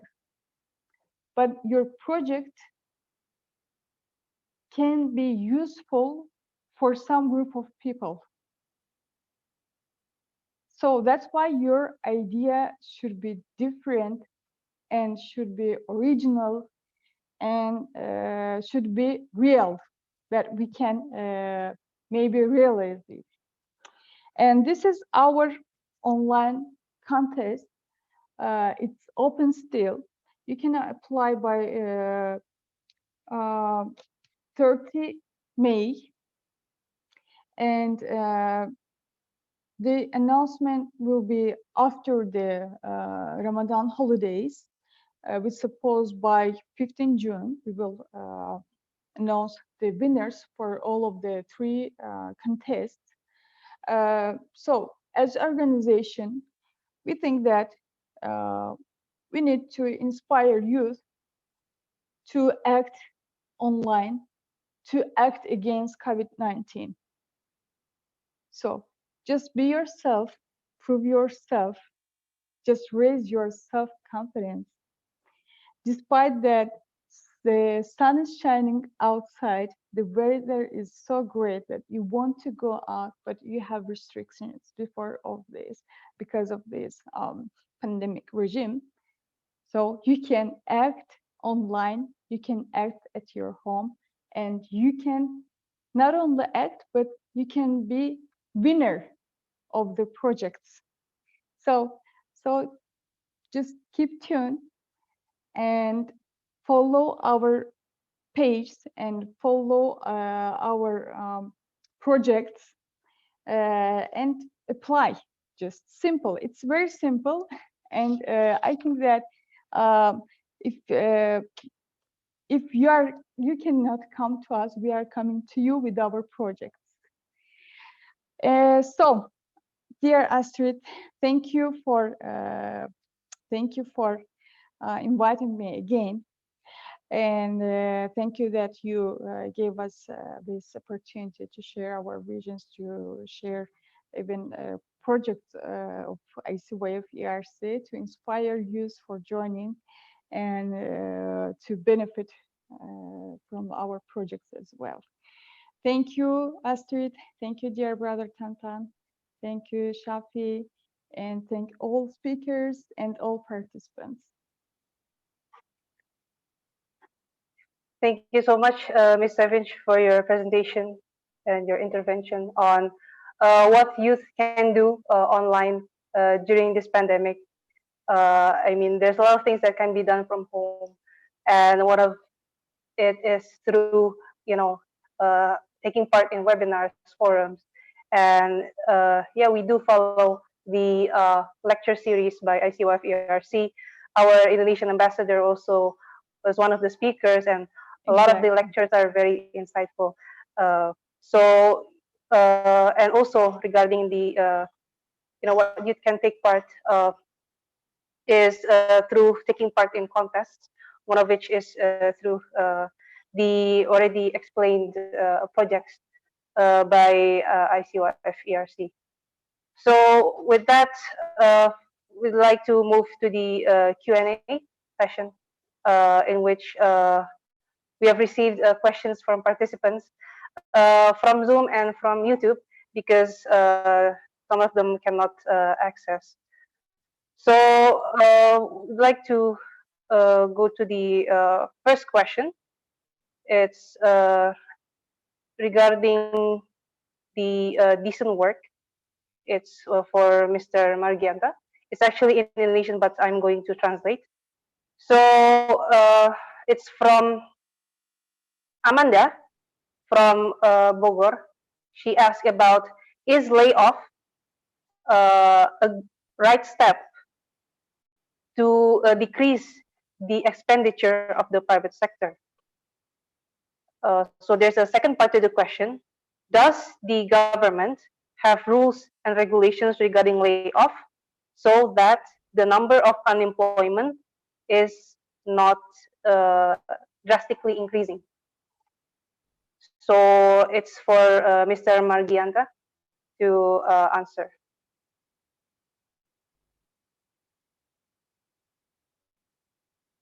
Right. Thank you, Astrid. So the first question was about, sorry, it was about. It's about your opinion regarding layoff of the laborers to decrease the private sector expenditure. Public And sector. then, yeah, private, Okay. private. Private sector expenditure from Mhm. the Companies okay, from the okay, factories. to go on with the economy. Yeah. So this has always been an issue, because we see that the economy is struggling. This is true. As I mentioned before, even the World Bank is projecting that our economic growth is going to be at -3%. But then again, there's always been a way for us to actually preserve the workers. We can see from examples in New Zealand, even in a presumably right-wing government in the UK, where Tory parties are in power with Boris Johnson as the prime minister. They are known for the austerity since Margaret Thatcher, this neoliberal economic policies, who is decreasing public social safety net, that actually not really in favor with the workers. But then again, this is very historic, because we see what happens in the UK now is they really make a regulation that ensures that actually the workers can have their wage at least 80% of their wage during this pandemic, because the government really knows how to make the economy works is actually not you putting a lot of money in the top part of the society, which is the corporations. Because if you are waiting for that to trickle down, it will take so many time, and we don't have time right now. People are dying, they need cash, they need money. If people got those money, either in the terms of we are already giving it, but we need to give out more in terms of universal basic income or anything, and then the economy will work. Because if the government put more money to the people, not to the corporations, the people will use that money to buy their daily needs, and they buy their daily needs from their closest small businesses, from their closest pasar or traditional markets.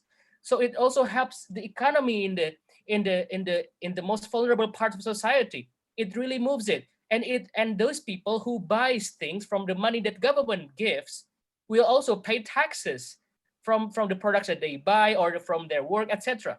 So it's a win-win. If we would put more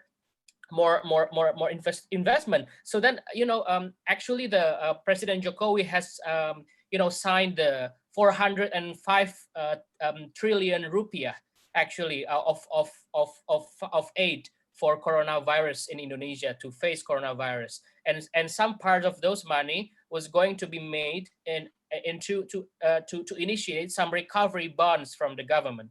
So recovery bonds is going to be issued with the the the you know the exception that if you want to get this recovery bonds, which the government will sell the obligations, and then the money of the obligation which is sold to the market will be given as an incentive bond, as a bond, as a loan to the corporation, so then they can get this money to keep business going. There's a requirement that the corporations who wants to get this help from the government, from the recovery bond, is going to they cannot have any layoff at all. So that's the requirement from the government. But then again, you know, the practice in the field, it's far from the from what we want. You know, many private sector are still naughty. They are still laying off their workers, even though their executive, their C-level executive are still quarantining in their beloved mansions. You know, but then again, the workers are being laid off. This isn't fair. So we need more workers to also unionize. I think that's what I'm saying, because when you are not alone, when you are facing some issues within your office and you want to speak up, make sure you have some people with you, and then make sure you advocate it and you report it. I think like the Jakarta government has also received many reports as well from people who are being laid off, and then they data the private corporations and also take action sometimes. So I think that is a good step from the government, local government, also central government, who's trying to also enforce that actually people cannot be laid off, you know, and business owners, you know, there's always, they have this savings, you know, they have their own savings. Please, you know, in Islam, we have sedekah, right? If we have too much, then we have to give it to other people. So we cannot just you know, keep our money just within us, and we're not doing anything just because we want to stay rich after the pandemic. If you are a business owner, a really good one, and you know this is like Eid Mubarak, etc., and you need to pay your workers, you need to give out their special holiday you know, gift bonus, then you give it to them. You know, it's their right, it's on the law. It's the result of years of union workers trying to get this passed through in the parliament. So really, I think there's always a way to save businesses from the government sides, to ensure if you want to help the corporations to be helped your business, make sure that you don't lay off your workers. And then the private sectors as well, you can always see your own, you know, your own savings at least, please, because you know, these people, if you lay them off, they cannot have work where they can apply right now, right? Even though the government has a pre-employment card, then with all of these skills that they got these trainings from, where can they apply their works? You know, it's so easy for us to say, you know, you can be successful in a young age and then be entrepreneur. But then again, you know, check your privilege, because you know, it's not easy to open a new business, especially in this pandemic where supply chains are being halted. You know, export import are all messy. You know, raw materials are not easy to get. You know, it's not easy time for us. So I think we really need to make sure that when we are talking about these issues, we really check our privilege and really see the conditions of these people. And especially as business owner, there is always a way for you to save your businesses, aside from laying off your workers, starting from not taking profits. I mean, like not being paid. If you are still comfortable, if you can still survive, pay your rent, and have other side businesses or some investment, then you know, just make sure that these people are paid, you know. So I think that's the way. And then the second one is about layoff. Yeah, I think I mentioned before, actually it's not allowed for companies to lay off their workers. I think the Minister of Manpower, Ms. Ida Fauzia, has ensured of that as well. Even the Minister of Manpower has a letter issued saying that if you are COVID positive, or you are, you know, somehow being on the line of, you know, being treated possibly with COVID-19, you deserve a paid leave. But actually, it's only a letter that is issued. It's not really you know, a ministerial command that actually has some power to enforce. You know, and at the end, we are only counting the good intention of the private sector, which in these times, you know, honestly, to be honest, to be blatant, it doesn't really happen that often. So I think we really need to also like to realize that this is not an individual issue. This is a collective issue. We need to be more in solidarity with the workers, with the working class, because they are the backbone of this country. They are the one who's making this economy running. 46% of our wealth is actually owned by 1% in Indonesia, and 4 of the richest people in Indonesia has the wealth equal to 100 million people in Indonesia. Those are the data from Credit Suisse and Global Wealth Report recently. So this is a global wealth inequality. So back again, for me, the problem of employment, unemployment, about social safety net, why the government cannot give out too many, so many, why at the end we as the people have to rely within ourselves to help each other. Basically, we are only giving salt to the sea because there are so many people who need help, but actually there is a way out. It's wealth redistribution. Call me radical, but it is, because some money really just stays there and doesn't go anywhere. And they can be used to move our economy, make people consume things, buy things and everything, buy from their local shops, small businesses. We can do that. And this is a crazy time, so we need a crazy solution and a big idea as well to solve it. So that's just my 2 cents. Okay, maybe that's it, Astrid. Thank you.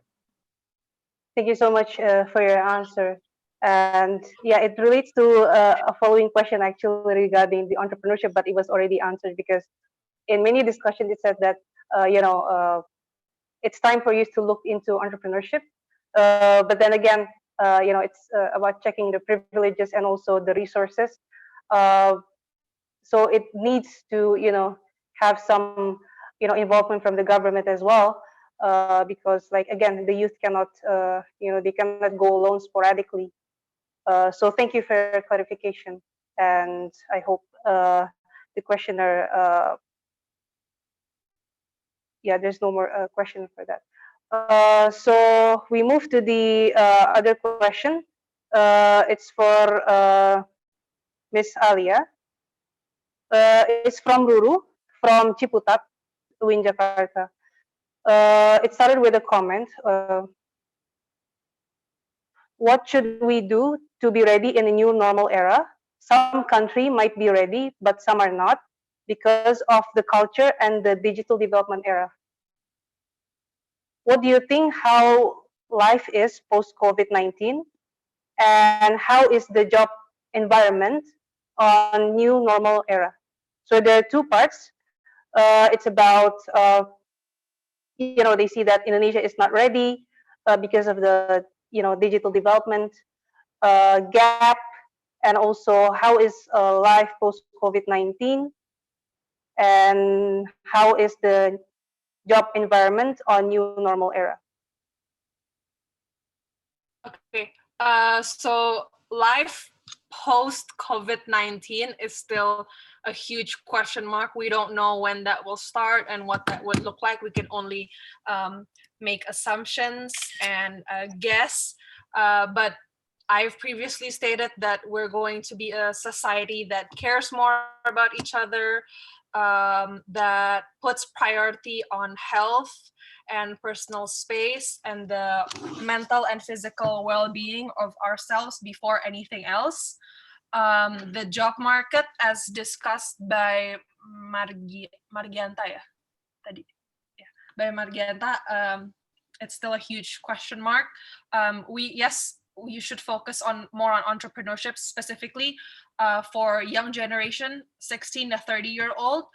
Entrepreneurship is part of our responsibility for youth. In Ministry of Youth and Sports, for the youth sector, our focus is entrepreneurship, pioneering, and leadership. So for entrepreneurship specifically, we every year we have programs where we give entrepreneurship packages for a set number of entrepreneurs, and we have increased that package because we know that a lot of young people have been affected by this COVID-19 pandemic. For the information about all of the programs from the Ministry of Youth and Sports, you can check on our Instagram and on our website. That will be going on probably starting next month. So yeah, the future of what life would be post-pandemic is still a huge question mark. As young people, we have to adapt fast. It doesn't matter if this is going to last 6 months, 1 month, or a year, or 2, 3 years.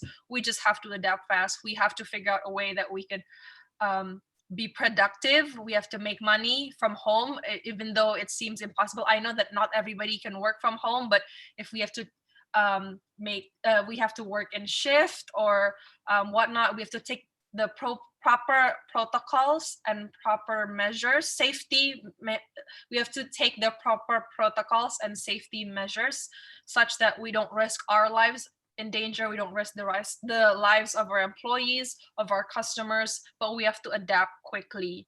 And whatever we can do at home, we do from home.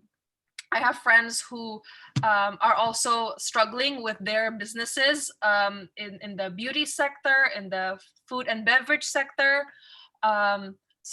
Currently, salons, some are open, some are not. I visited a few salons that are open now, but they usually shorten their operational hours and limit the amount of customers that they can take per day. And everything is by appointment. And for restaurants nowadays, it's still just delivery and takeout.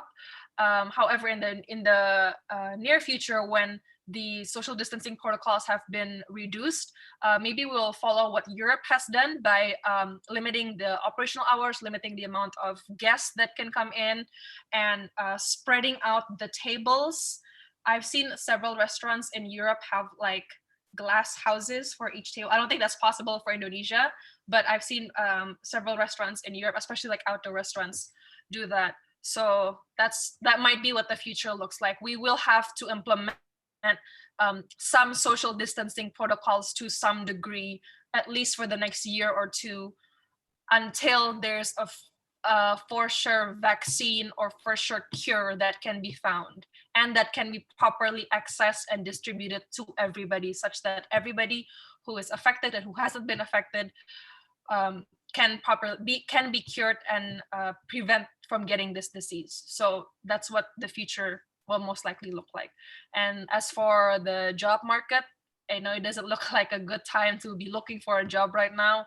Probably entrepreneurship is like the only way you can actually, it's only one of the few ways that looks a little bit better right now. As I've previously stated in my presentation, with the decrease of several industries, there's the rise of other industries. So let's say tourism has decreased, but the logistics industries have increased, the food deliveries have increased, home workouts have increased, home care, self-care have decreased. So maybe those are the industries that you should be looking at when you're going into entrepreneurship. And if possible, we need to shift to the digital space. I understand that not everything and not everyone can shift to the digital space, but if you're fortunate enough to be part of an industry that can move to a digital space, please do so, because that's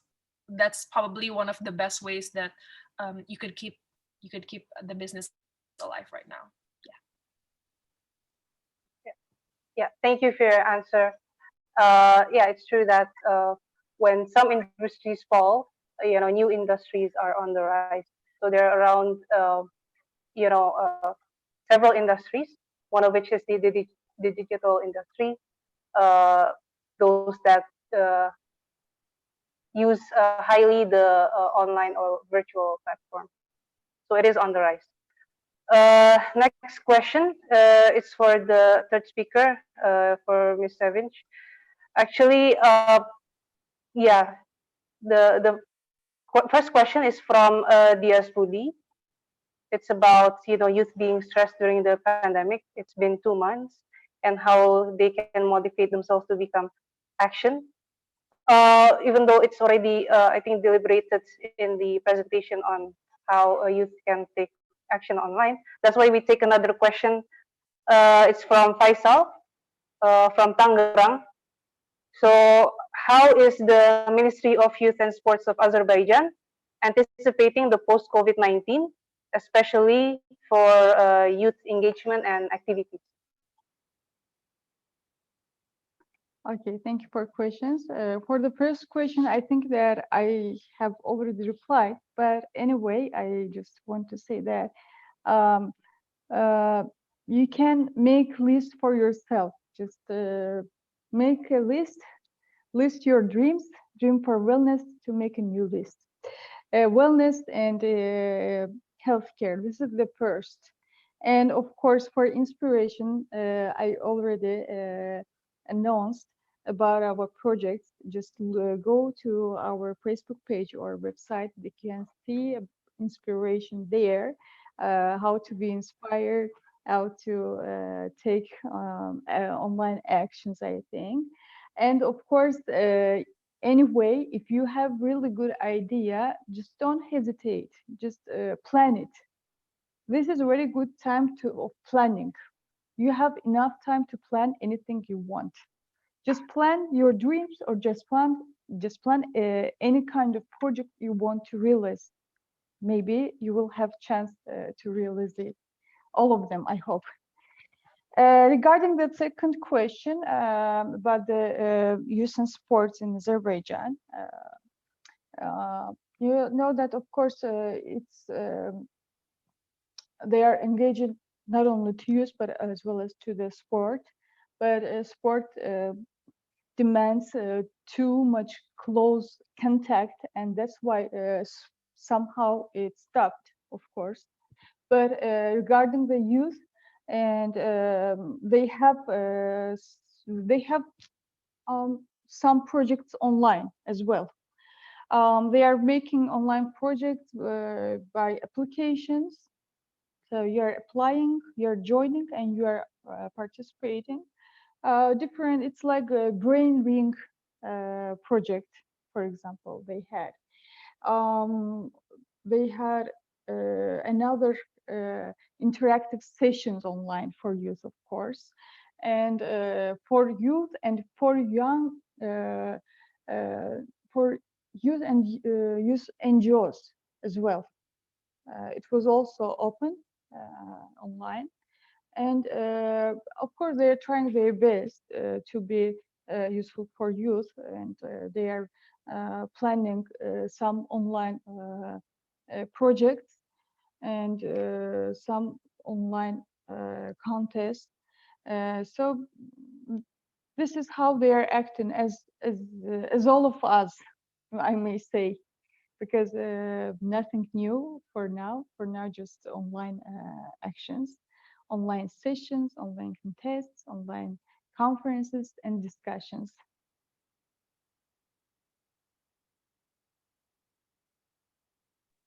Yeah, thank you so much for your answer, and I hope it answers for the questioners. So now,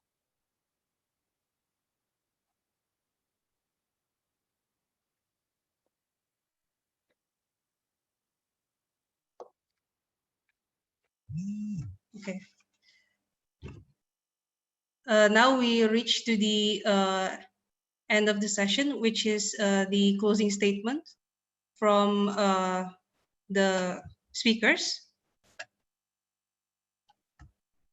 Okay, can anyone hear me? So there was a technical issue with my other device. Apologies for that. So now we have reached the end of the session, which is the closing statement by the speakers. First, from the first speaker, Mr. Margianta, regarding the theme at hand, youth action. Sorry, I think Thank the you. others can go first. I'm onto something. Sorry. Okay, I'll go first. Hello? Hello? Yes, we can hear. I think I can hear. I don't know others. Okay. Okay, can I go first then? I think Astrid. Please do. Yeah, Astrid. But Astrid, can she hear me? Hello? Yes. Okay, okay. Okay, so hi guys.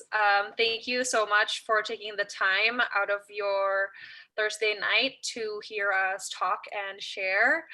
And thank you to OIC for hosting and for inviting us today. And hopefully we can meet again soon, virtually or maybe in real life. So to all of you guys and all of your friends and family, Remember to follow all of the social distancing protocols. Stay safe, stay healthy. Remember to exercise. Keep the hope alive, keep the spirit alive. Don't give up. Take care of yourself, your body, your mental health, first and foremost, because if your mental health is taken care of, you will feel so much better physically. And just don't give up. We will hopefully reach the end of all of this together and soon. So just remember to do your part, donate if you can, or if you can't, just do anything at all. No matter how little or how big it is, it's better to do something in your capacity for your community than to do nothing at all. So thank you, and I'll hope to see you guys soon. Thank you so much, Ms. Alia, for your closing statement. Indeed, it's important for the youth to have hope and help as much as we can according to our capacity. So now the closing statement from Mr. Margianta. Thank you, everyone. So before we end this session, I think it has been not a very good ride recently. We are at the edge of our hope now. Some of us might be feeling helpless because maybe we are doing so little. We hope that we can do much better. We hope that we can help more people, and then do it. But remember that when you do it, you are not alone. You are with others. This is a collective action of survival for all of us. This is not only about you or your friends. This is the whole world, the whole nation. So please bear in mind that we need to keep up the solidarity, and we need to check our privilege, and that we all have our role to overcome this pandemic. Because at the end of the day, it is better to act rather than not to act at all. But then again, to act collectively is better than to act alone. So please emphasize on the collectivity. And the way I see it is, when you have so much and others have so little, please push forward, not only yourself, but also the government. Push forward, support their policies, their existing policies, which are good, but of course could be better. Social safety nets, also regulations that also can protect the workers' rights. And if you are a worker, if you are laid off, if you are furloughed, please unionize, unionize, unionize, because that is also a form of collectivity. Please never be alone. We are all in this together. That is a way to say it unfairly, because we are not on the same boat, apparently. We are in this pandemic together, but we are affected by it differently. So then again, please find your role, the way it affects you, the way you can overcome it. And yeah, just keep doing what you're doing the best. And once again, believe that this is a crisis. Hopefully we can rise up in a more just society, socially, especially economically, after this pandemic. Let us bail out the people, not the people who already have so much. Thank you very much. Thank you for your closing statement. Indeed, it has been very, passionate deliberation from you, that you care a lot about your cause, and hopefully things will be in favor for all with the right measures and swift measures by the relevant authorities. And indeed, the youth also have a part. And we wish you the best of luck in your endeavors. Thank you. And the next closing statement from Ms. Sevinch Iskandarova. The time and place is yours. Thank you so much. First of all, thank you all for joining and being with us until the last moment. And of course, we all introduced our projects. We all tried to also inspire you, also direct you what to do, how to act in this COVID-19, especially actions in youth sector. And I hope that we shared with you useful informations and links that you can benefit from. And of course, take care of yourself. Follow the rules applied by the government for your own health care, for your wellness. because remember that there is no economy, there is no world without human life.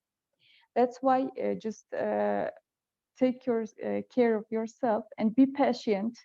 I hope that we will mentally recover during this period. And I hope that people will be more merciful to each other than it was previous. I think this is all by my side. Just treasure yourself and treasure your surroundings. Thank you so much, Asti. Thank you so much, Ms. Savage, for your closing statement. Indeed, it was an honor for us to have all of you joining us in this panel session for discussion today. And hold on. Okay.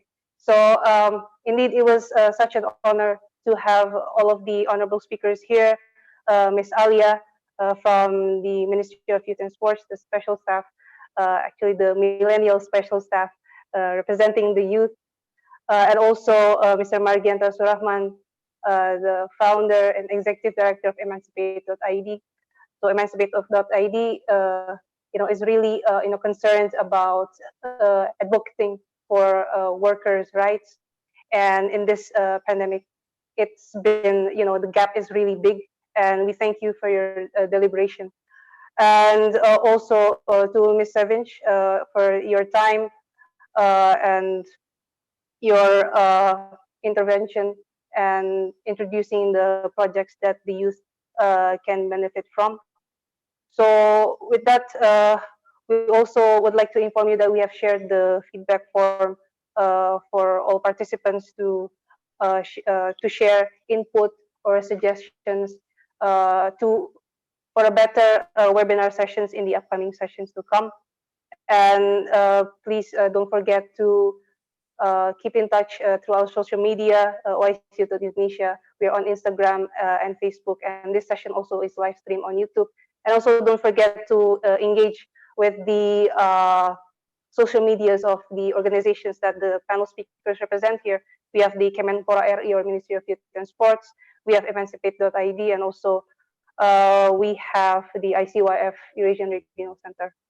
So, and there's another pointer that I'd like to highlight. It's that being young is not about number. There's something interesting about youth, in that the youth always talks about the future. So the indicator of being young and old is, if you're young, you speak about the future. If you speak about, your past, if you dwell on the past, then it means you're old. So it's not about number, because even though the youth have minimum experience, but they have a lot of future to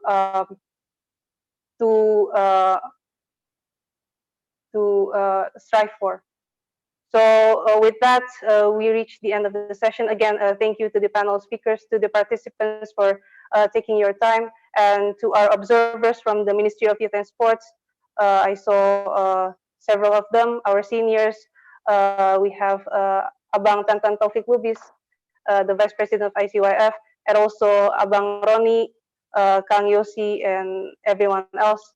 Thank you so much. My name is Astrid Nadia Skita. I'm signing off as the moderator. Thank you so much. Wassalamualaikum warahmatullahi wabarakatuh. Thank you. Waalaikumsalam warahmatullahi wabarakatuh.